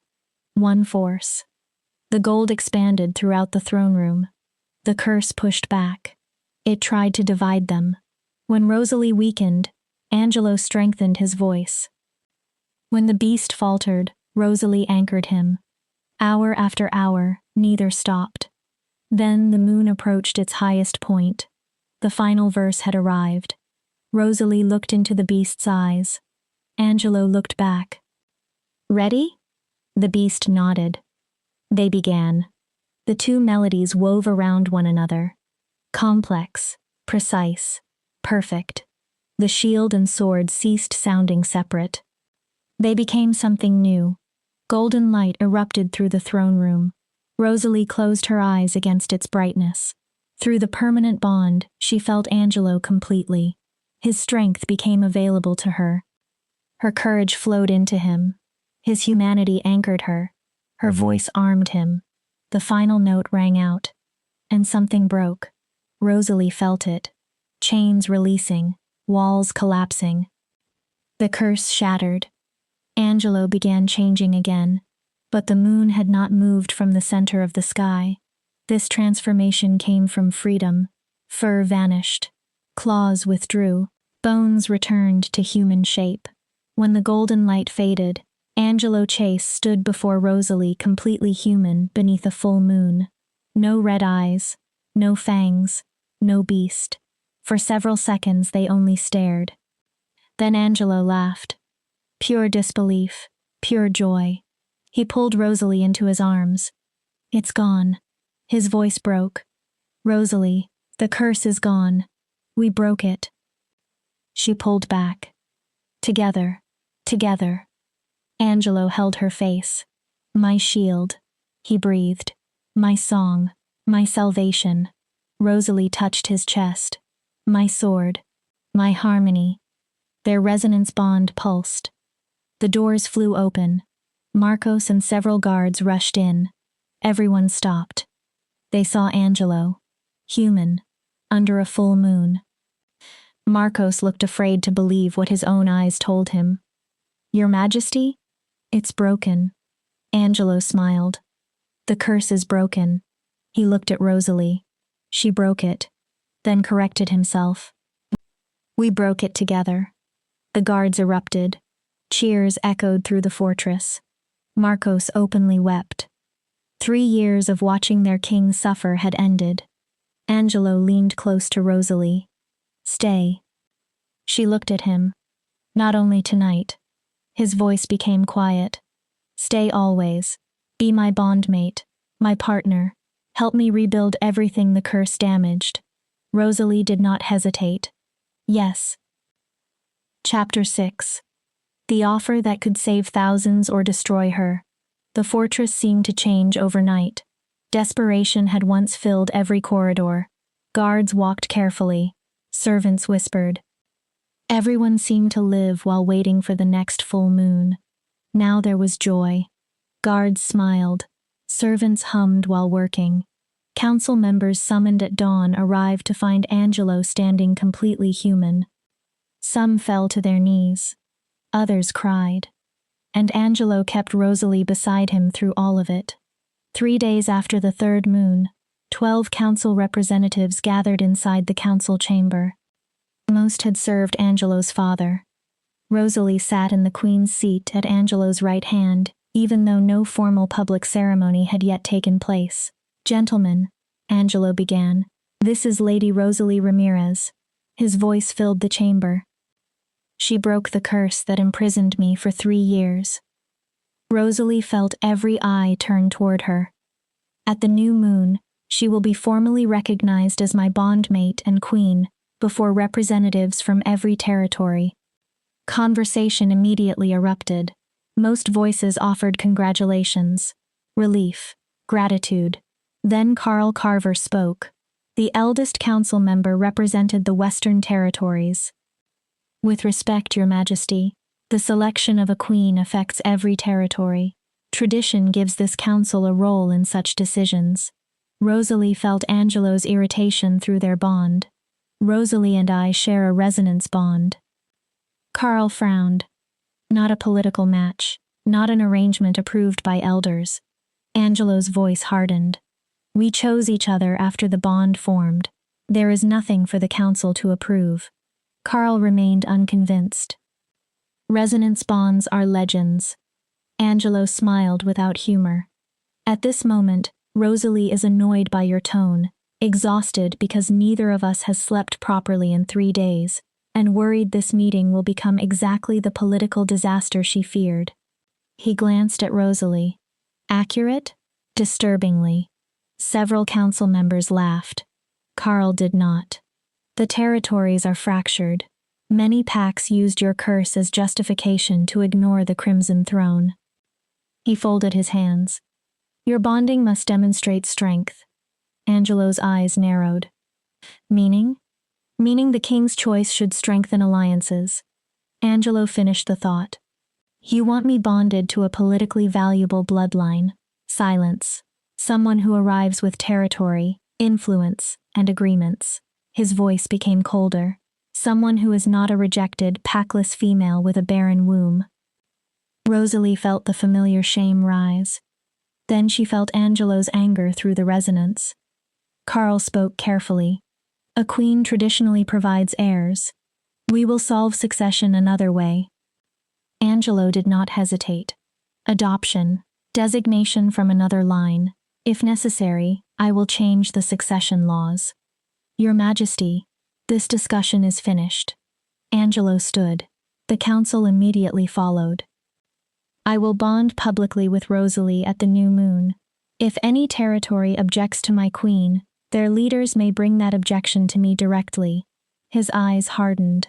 I will gladly explain why their opinion is irrelevant.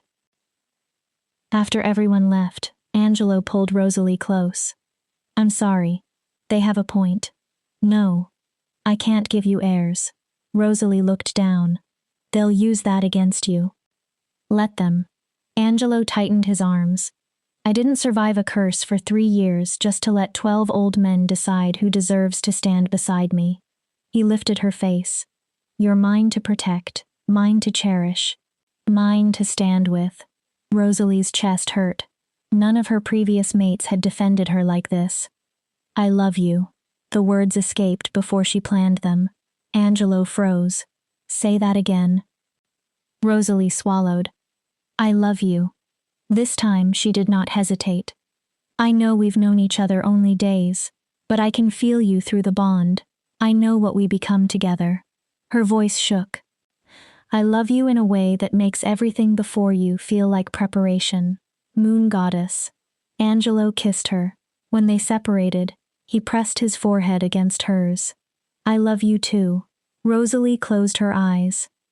For the first time, I believed it might truly work. Then the council door burst open.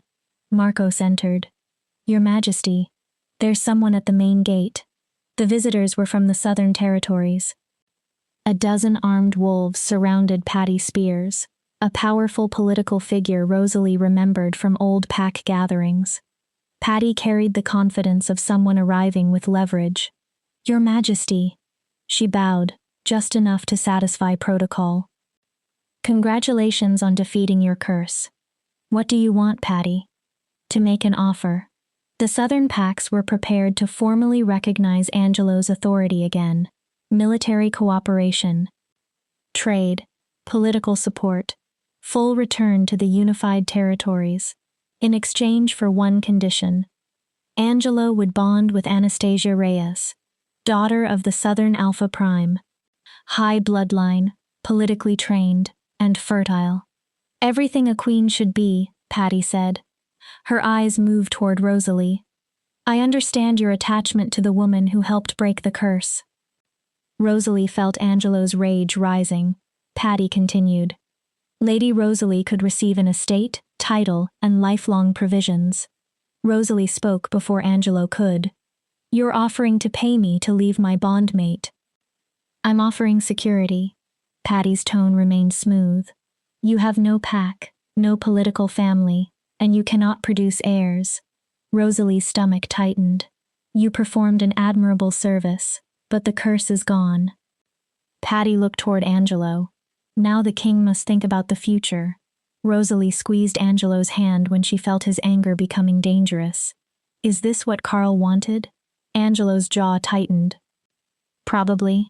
He admitted that the southern territories had resisted his authority more aggressively than any other region. A marriage alliance would resolve many political problems. It would resolve succession too, Patty added. Anastasia has already delivered 2 healthy pups through a previous bond. Her fertility is established. The word struck Rosalie like an old wound reopening. Give us a moment, Angelo said. He pulled Rosalie far enough away that the delegation could not hear them. This is absurd. His fury exploded immediately. I'm not trading you for political convenience. But you need them.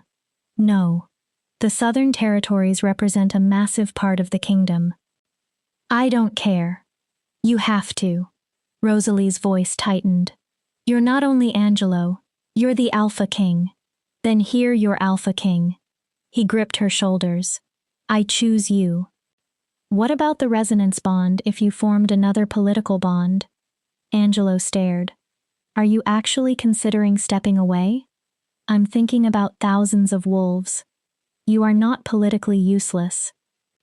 Angelo's voice became desperate. You broke a curse 17 women died trying to survive. But I can't give you heirs. It's not what I need. What if it's what the kingdom needs? The question hurt both of them. Rosalie felt their anguish mixing through the bond. I need time. Angelo's expression changed. Time to convince yourself you aren't worth fighting for? Time to decide whether I'm strong enough to give you what your kingdom needs. He finally released her. One day. Then he caught her hand. Do not convince yourself I'd be better without you. His voice broke. I would rule over ashes before I gave you up. Rosalie's eyes filled. That's exactly what frightens me. She walked away. Rosalie spent most of the day reading her mother's journal again. She had been certain her purpose was breaking Angelo's curse. She had never considered what followed. A cured king still needed a kingdom, and kings needed political stability. Her mother's words returned. Your barrenness is preparation. Preparation for what? Only the curse? Or something beyond it? A knock interrupted her thoughts. Carl entered. May I speak with you? Rosalie wanted to refuse. But if she truly intended to think, she needed to hear arguments she disliked. Sit. Carl studied her. You love him. Yes. And he clearly loves you. Carl leaned forward. But love and leadership aren't always compatible. Rosalie's expression hardened. You're here to make Patty's argument. I'm here to provide information. Carl produced a document. Reports from the Southern Territories. 3 years of violent border disputes, trade conflicts, skirmishes, 37 deaths. Names filled the pages. Men, women, children. The Southern Territories contain almost 40% of the wolf population, Carl said. If they return under the Crimson Throne, their cooperation could stabilize every region. And all it costs is me. Not exactly. Carl reminded her the resonance bond would remain. She could continue supporting Angelo, remain in his life. She simply would not occupy the official role of queen. She would not be expected to give him heirs. Rosalie stared at him. So I become what? The woman everyone knows he truly loves, while another woman carries his official bond? You become the woman who saved his life, and then saved his kingdom. Carl's voice softened. 37 wolves are already dead. Rosalie looked at their names. If I step aside, what guarantees the southern packs keep their agreement? You still have leverage. Carl gestured toward her chest. Angelo's resonance bond with you cannot be replaced. The southern leadership understands that. They don't need his heart. He paused. They want alliance. Rosalie hated the logic, but she kept seeing 37 names. Families destroyed, children orphaned. She remembered Angelo's words. I would rule over ashes before I gave you up. What if he meant them literally? What if choosing Rosalie truly caused the kingdom to fracture? Carl stood. I don't doubt that you love each other. He paused at the door. I'm only asking whether love is enough when weighed against thousands of lives. After he left, Rosalie opened her mother's journal to its final page. Some songs, my daughter, are meant to be sung alone, not because harmony does not make them beautiful, but because their purpose may be singular. When that purpose is complete, the song must end, or it must transform into something new. Rosalie stared at the words. For the first time, she wondered whether her mother had foreseen this too. Perhaps the most difficult act of love was not fighting beside Angelo. Perhaps it was letting him go. Chapter 7. The letter she left while he slept. Rosalie made her decision at dawn. She had spent the entire night beside the window, feeling Angelo sleep restlessly somewhere else in the fortress. Their bond carried fragments of his dreams. Rosalie leaving, territories burning, Angelo choosing between love and duty and somehow losing both. Rosalie understood because her own dreams looked almost identical. At first light, she took out parchment. Her hand shook. She began writing. Angelo, by the time you read this, I will be gone. Not far. The bond won't allow that without hurting both of us. But far enough that you can think, without my emotions mixing with yours. I'm not leaving because I don't love you. I love you more than I thought I could love anyone. But perhaps love sometimes requires the choice that hurts us personally.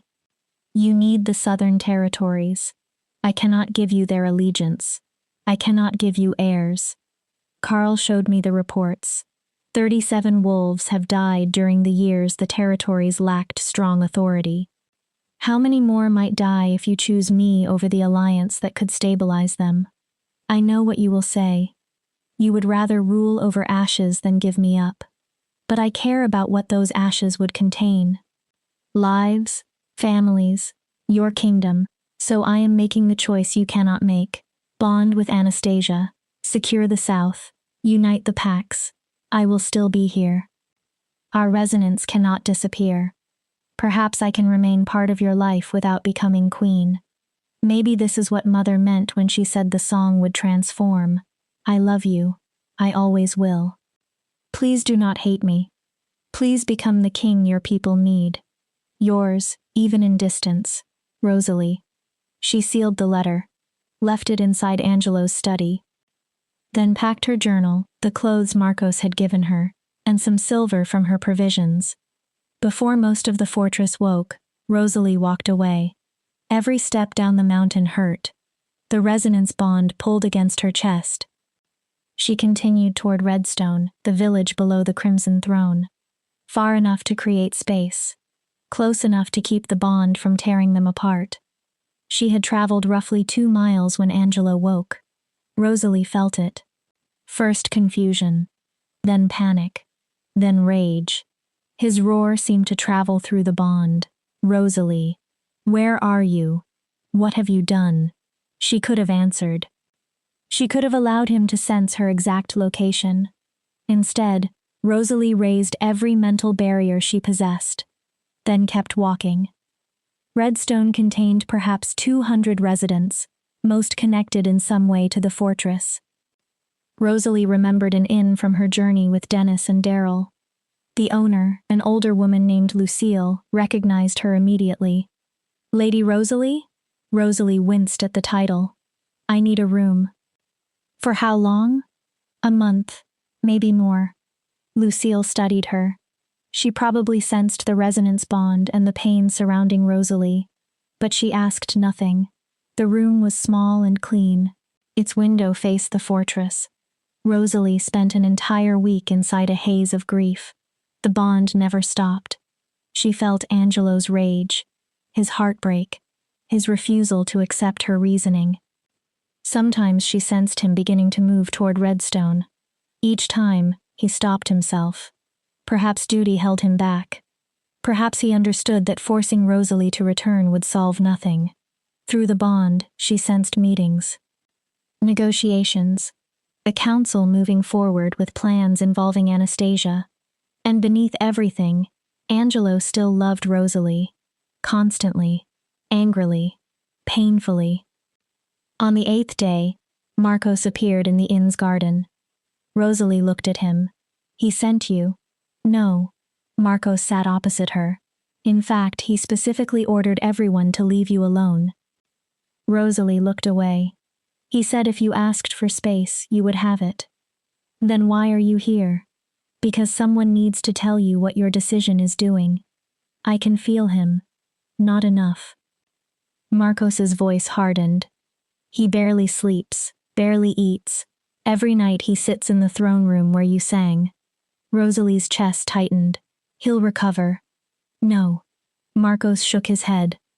He's dying more slowly than he did under the curse. Once the political bond is finished, there is no life beyond you for him. Rosalie stared. Your resonance bonded. Marcos leaned toward her. I read the same texts. Permanent resonance pairs can survive forced separation, technically. His expression became grim. But they never become whole again. Better damaged than responsible for hundreds of deaths. Marcos's eyes narrowed. You know what I think? Rosalie said nothing. I think you're afraid. Her head lifted. Afraid Angelo will eventually decide you weren't worth the cost. The words struck hard. Afraid that one day he'll look at the lack of children, the political complications, and reach the same conclusion as the men before him. That's not true. Isn't it? Marcos did not soften. You left before Angelo could ever make that choice. Rosalie's eyes burned. 12 years of rejection doesn't disappear because one man tells you you're worth choosing. Marcos's voice became gentler. But Angelo is not Ricky, or Rich, or Keith. He looked directly at her. He chooses you repeatedly. Rosalie swallowed. The only person who still doesn't believe Rosalie deserves to be chosen is Rosalie. What about the 37 deaths? Carl manipulated the context. Rosalie froze. The deaths are real, Marcos continued.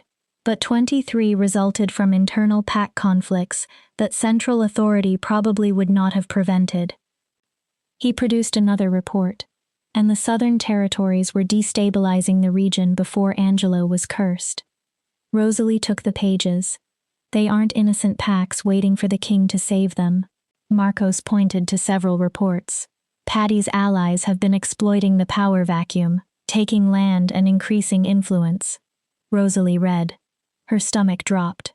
Carl didn't show me this. Carl believes political bonding is the easiest path to stability. Marcos shrugged.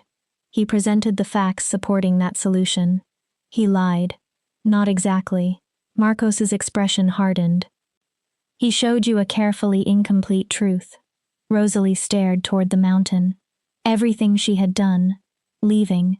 Asking Angelo to bond elsewhere. Sacrificing their connection. All of it had rested partly on selective information. And partly on fear, Marcos said. Rosalie looked at him. You were afraid you weren't worth the difficulty. The truth hurt. Because it was true. He'll hate me. No. How do you know? Because Angelo understands fear better than almost anyone alive. Marcos stood. Your scars match his. He looked toward the fortress. And matching scars sometimes learn how to heal together. Before leaving, he added one final thing. The territories don't need a king who merely survives. They need one who can thrive. Rosalie remained in the garden for hours. She felt Angelo through the bond, exhausted, hurt, still respecting her decision even though it was destroying him. And underneath the pain, his love remained steady. Rosalie thought about Elda's journal, a woman refusing to diminish herself for tradition. She thought about her mother. The song must end or transform. Perhaps this was the transformation. Not leaving. Returning. Not stepping aside. Stepping forward. Rosalie stood. She was finished letting fear make her choices. 3 hours later, guards opened the Crimson Throne's gates for her. A young guard named Milton smiled when he recognized her. Lady Rosalie. Where is he? The throne room. Milton's smile faded. He's been there since dawn. Rosalie ran. Through halls. Upstairs. Past portraits. The resonance bond grew stronger with every step. She pushed open the throne room doors. Angelo sat on the floor against his black throne. He wore the same clothes she remembered from 8 days earlier. His face looked gaunt. Exhausted. Then he saw her. Relief transformed him. Rosalie. She crossed the room. A moment later, Angelo's arms were around her. He held her so tightly breathing became difficult. I'm sorry. Rosalie cried against him. I was afraid. Carl gave me incomplete information. I should have trusted you. Stop. Angelo's voice was rough. You tried to protect me. It was wrong. It hurt. He held her tighter. But I understand. Rosalie pulled back. Marcos showed me the full reports. Angelo's eyes closed briefly. Of course he did. I was making decisions because I still believed I wasn't enough. Angelo looked fiercely at her. You have always been enough. Rosalie drew in a trembling breath. I'm staying. He froze. I'm not stepping aside for Anastasia. And if the council objects, they'll deal with both of us. Angelo laughed through tears. Moon goddess, I love you. I love you too. Rosalie touched his face. And I'm done letting fear convince me I don't deserve to be loved. They kissed. 8 days of pain collapsed into the bond between them. When they separated, Angelo rested his forehead against hers.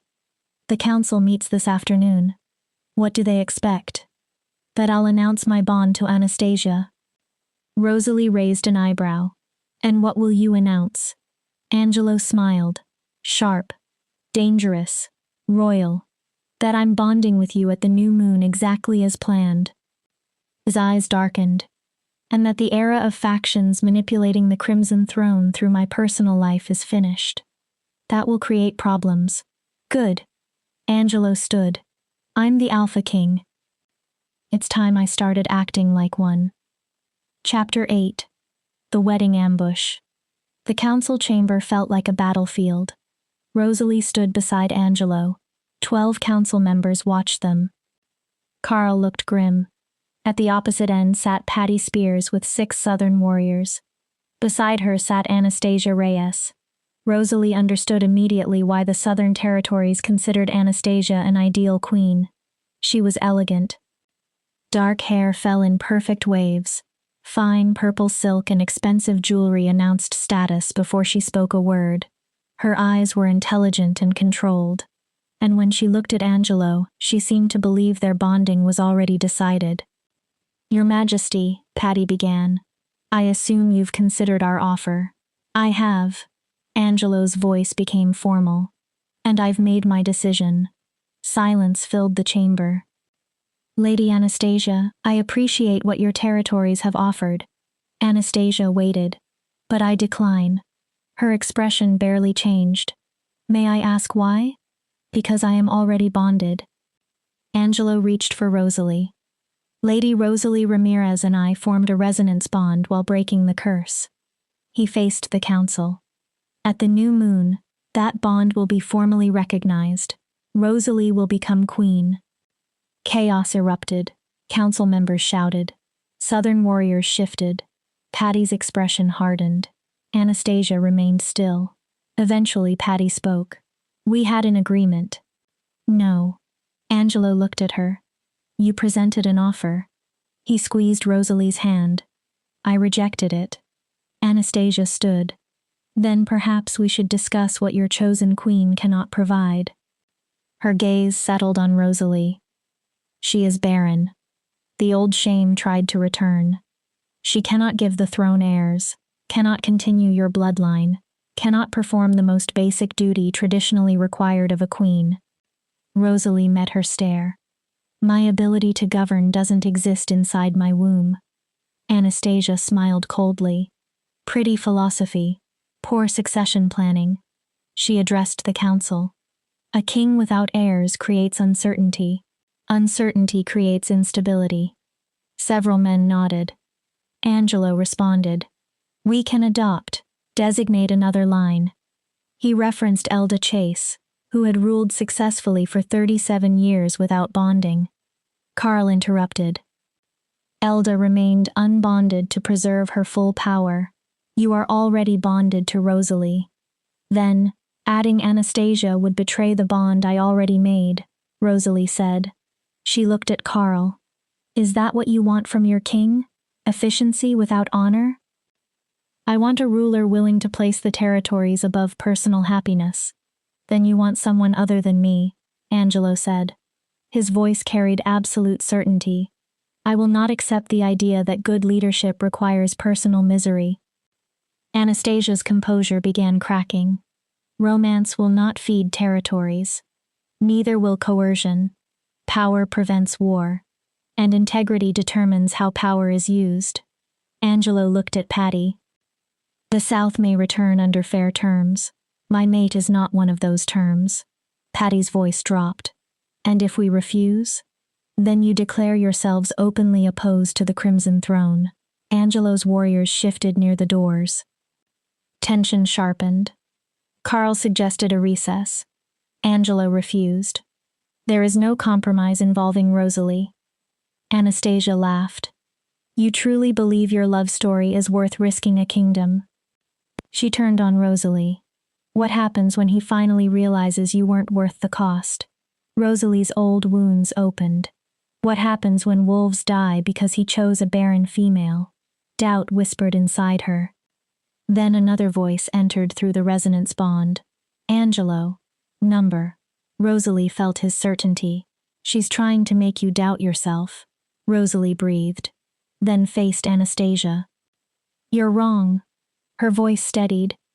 "The territories don't need a queen who produces children. They need leadership. A king with integrity. A queen who strengthens him without destroying herself to satisfy tradition." Anastasia's eyes became icy. "Your bond is weakness." Angelo's fury surged. Before he could respond, the doors burst open. A messenger stumbled inside. Blood ran down his forehead. Your Majesty. He struggled for breath. The southern border is under attack. Angelo became commander instantly. Report. Rogues. At least 50. They're burning settlements. The border guards were outnumbered 3-1. The attackers demanded Angelo appear personally. When, 2 or 3 hours ago, Angelo's gaze moved toward Patty and Anastasia. Interesting timing. Anastasia's mouth curved faintly. The South contains many factions. Rosalie watched her. Or someone arranged an attack precisely while this council debated the South's demands. Patty stiffened. That's an accusation. I don't need accusations right now, Angelo said. He turned toward Marcos. Prepare the guard. We ride within the hour. Carl objected. Angelo silenced him. My people are being attacked. He looked toward Patty. You and your warriors may join us if you truly consider the south part of this kingdom. Patty accepted. Then Angelo faced Rosalie. She sensed what he wanted through the bond before he spoke. Rosalie stays here. No. This may be a diversion. I'm not hiding while you fight. You have no combat training. His voice softened. And if something happens to me, only you can speak with my authority through our bond. Don't talk about falling. Angelo held her face. I'll return. Promise? I promise. Rosalie felt what he needed. If she rode beside him, he would spend the battle protecting her instead of commanding. Partnership sometimes meant trusting the other person to act alone. Come back to me. Her voice became firm. That's an order from your future queen. Angelo smiled. Yes, ma'am. He kissed her, then turned to Marcos. 20 guards remain with Rosalie. Nobody approaches her without permission. The fortress erupted into organized chaos. Within an hour, Angelo rode south in armor, leading his forces. Patty and Anastasia traveled with him. Rosalie watched them disappear. Something felt wrong. Too convenient, she said. Marcos stood beside her. The attack, the timing, Anastasia's expression. I agree. What kind of trap? They learned 3 hours later. Another messenger arrived. This one came from the north. Rogues on the northern border. Rosalie's blood chilled.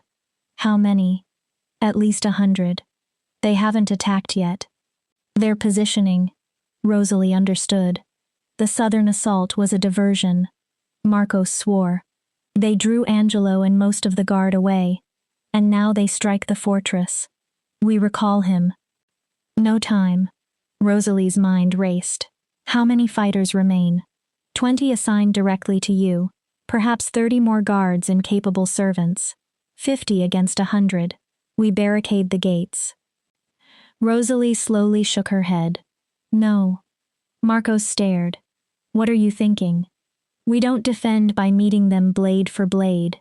An idea formed. We make them afraid to attack. How? Rosalie pulled out her mother's journal. The song. Marcos looked doubtful. One voice won't stop 100 warriors. Not one. Rosalie looked around. 50. Understanding entered Marcos's face. The melody isn't limited to my bloodline. The power between Angelo and me is unique, but anyone can learn the basic song. Rosalie's excitement grew. If 50 people sing from this mountain, the sound will fill the valley. And if the resonance reacts, they may believe the fortress is protected by something far stronger than 50 defenders. Marcos stared, then grinned. Angelo was right. About what? You're worth fighting for. He turned. Gather everybody who can carry a tune. Guards, servants, even Thelma, the elderly cook who had lived in the fortress 40 years. Rosalie taught them the shield melody. It was simpler without Angelo's sword harmony. But when 50 voices tried it together, the stones began to hum. The air vibrated. The valley carried the sound outward. A guard shouted from the wall. They're coming. Rosalie climbed to the highest position where her voice would carry. Below, More than 100 rogue fighters approached, humans and shifted wolves. Weapons flashed beneath afternoon light. They expected easy victory. Positions, Marcos ordered. Then he looked at Rosalie. Now, Rosalie sang. Her mother's shield song poured over the mountain. 50 voices joined. Not perfectly. Some were off-key. Others entered late. But perfection did not matter. Their intent mattered. Guards who had watched Angelo suffer. Servants who called the fortress home. People refusing to surrender. The music rolled down the mountain like a physical wave. It struck the advancing rogues. Their formation faltered. Shifted wolves backed away. Human fighters stopped. Confidence became uncertainty. The sound seemed to move through them, filling them with the unsettling awareness that something ancient stood between them and the fortress. "Keep singing!" Rosalie shouted. They sang for hours. Their voices became rough. They continued. 3 times the rogues tried to advance. 3 times the resonance pushed them back. By sunset, the attacking force retreated. The fortress erupted into cheers. Rosalie could barely stand. But they had done it. 50 defenders had repelled 100 attackers without shedding blood. "He's coming!" Marcos did not need to explain. Rosalie felt Angelo through the bond, approaching quickly, terrified for her, furious, alive. An hour later, he rode through the gates. Blood from the southern fighting stained his armor. He dismounted and immediately pulled Rosalie into his arms. "You sang." His voice shook. "I felt you." We all sang. Rosalie looked toward the defenders. "Your guards. Your servants. Everyone." Angelo kissed her, then faced the exhausted people standing around them. "What happened here will be remembered." His voice carried over the courtyard. "You proved that strength does not only come from weapons. Sometimes it comes from people choosing to raise their voices together." He looked at Rosalie. "And today, the woman I chose proved exactly why this kingdom needs her. She turned 50 defenders into a force capable of stopping 100 attackers." The cheers became deafening.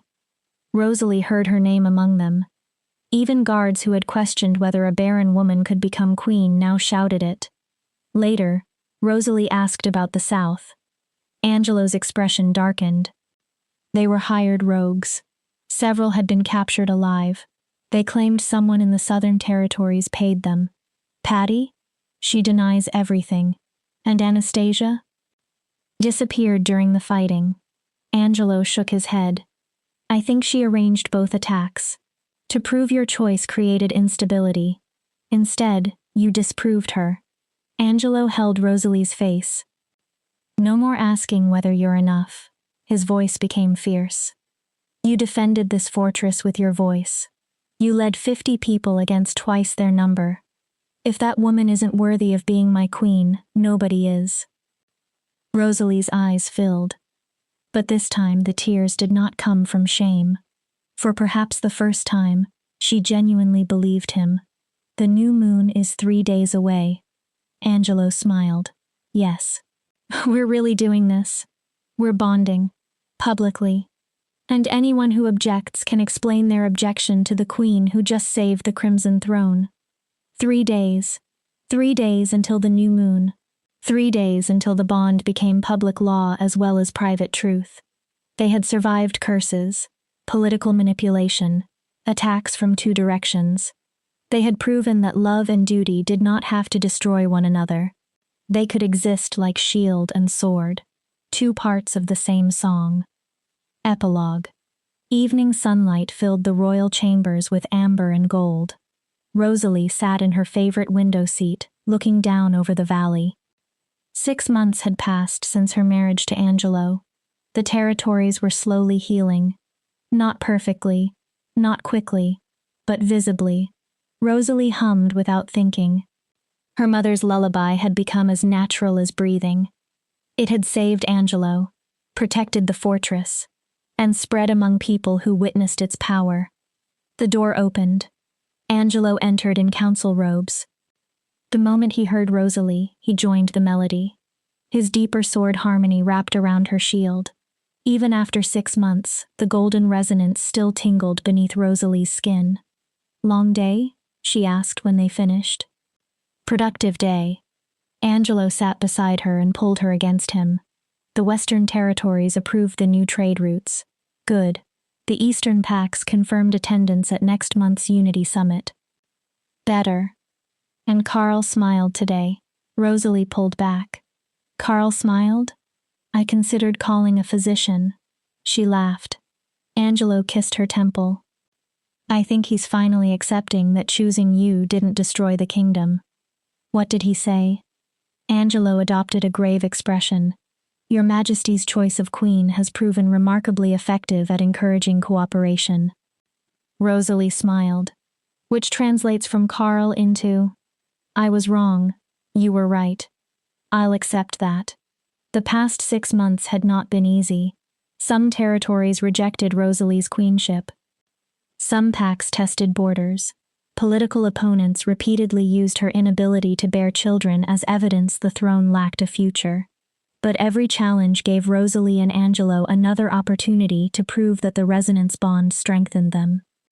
Territories accepting their authority found trade protected and disputes heard fairly. Those refusing cooperation became increasingly isolated as neighboring regions prospered.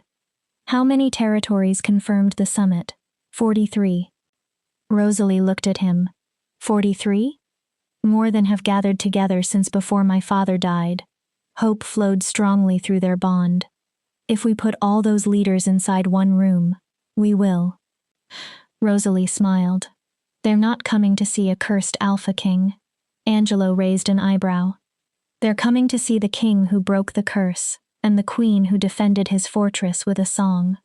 Angelo kissed her hair. They're coming partly because of you. Rosalie felt warmth, not quite pride, something calmer, acceptance, the understanding that she might finally be exactly where she belonged. Speaking of things you didn't expect, Angelo removed a sealed letter from his robe. This came from Tracy. Rosalie froze. She had heard nothing from her sister since before the public bonding. She broke the seal. Dearest Rosalie, I'm sorry I waited so long. I didn't know how to apologize for failing you. I should have fought harder when the pack rejected you. I should have stood up and said what they were doing was wrong. Then, stories began reaching us. The cursed king, the barren woman who broke his curse, the resonance bond, the fortress defended through song, the queen whose strength comes from her voice instead of her bloodline. And I understood something. You didn't need me to fight for you. You were always strong enough to fight for yourself. I'm proud of you. More than I know how to say. And I'm asking you to forgive me for every year I allowed you to believe you were less than what you are. My mate and I have talked about Keith, the pack, and what happened to you. We've decided to leave. Our boys deserve to grow up somewhere that teaches them a wolf's value is more than breeding or tradition. They deserve to know their aunt. If you'll accept us, we want to come to the Crimson Throne. We want to pledge ourselves to you and King Angelo. I understand if the wound is too deep. I understand if too much time has passed. But I needed to ask. Your sister always. Tracy. Rosalie read it twice, then a third time. Tears blurred the page. Angelo held her while she cried. Not because of fresh grief, because an old wound she had not realized still bled was finally beginning to close. What do you want? Rosalie struggled for breath. I want her here. Angelo waited. I want my sister. I want my nephews to know me. She leaned into him. I want those boys growing up somewhere that teaches them who they are matters more than what they can produce. Rosalie hesitated. Is that selfish? No. Angelo answered immediately. Tracy should have defended you sooner. He stroked Rosalie's hair. But she's fighting now. Leaving her pack, moving her family, pledging herself to the sister everyone rejected, that requires courage too. Rosalie wiped her tears. Then I'll say yes. She thought about the words. Tell her healing doesn't mean forgetting. Rosalie looked toward the valley. But it does require moving forward. Angelo kissed her head. I'll prepare rooms for them in the family wing. And the boys? They'll attend the fortress school. Rosalie laughed softly. The school that didn't exist 6 months ago? The school that now teaches 70 children and has a waiting list twice that size. Angelo smiled. You mentioned once that servants' children should have somewhere to learn. He shrugged. Your ideas keep becoming larger than you expect. They sat together and watched activity below. Guards changed shifts. Servants finished their work. Children played in the courtyard. 6 months ago, the Crimson Throne had felt like a tomb. Now it felt alive. I've also been thinking about succession, Angelo said. Rosalie tensed. Angelo, let me finish. He turned toward her. We've discussed adoption, or naming someone from another branch of the family. Rosalie nodded. I want to go further. How? I want to change the succession law. She stared at him. The throne currently passes through blood, eldest child first, then the nearest relative. Angelo's expression became thoughtful. But that system assumes leadership comes from genetics. You don't believe it does? No. His voice strengthened. Whatever ability I have to rule came from my father's teaching, his example, training, experience. Angelo leaned toward her. So why shouldn't our future heir be chosen the same way? Rosalie slowly understood. Based on ability, character, leadership, strength. A merit system. Exactly. Angelo became more animated. We could train several potential successors. Adopted children. Young leaders from different territories. Even common-born wolves if they show ability. Rosalie continued his thought. Teach them governance, diplomacy, combat, history. And when the time comes, choose whoever is most capable, regardless of blood. Angelo nodded. Carl is going to hate this. Then Carl can practice frowning again. Rosalie laughed. It won't be easy. No. Angelo took her hands. But it could become our legacy. He looked directly at her. Not children from our bodies. Something else. A system proving that birth doesn't determine worth. Rosalie thought about every capable wolf ignored because they were born into the wrong family. Every woman judged by fertility. Every injured male considered useless. It could change everything. It will. Angelo smiled. If we have the courage to begin. A knock interrupted them. Enter. Marcos appeared. There are visitors at the gate. Who? Dennis Pope and Daryl Fitzpatrick. Rosalie sat straighter. The bounty hunters? The same. Marcos smiled slightly. They claim they have news involving wolves like Lady Rosalie. What kind of wolves? Rejected ones.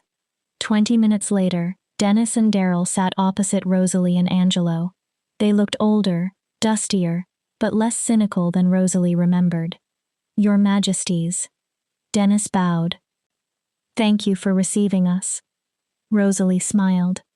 You delivered me safely to this fortress when doing so might have killed me. She gestured toward the food prepared for them. You've earned more than a brief audience. Dennis exchanged a look with Daryl. We came because stories are spreading. About the curse? About more than that. Daryl leaned forward.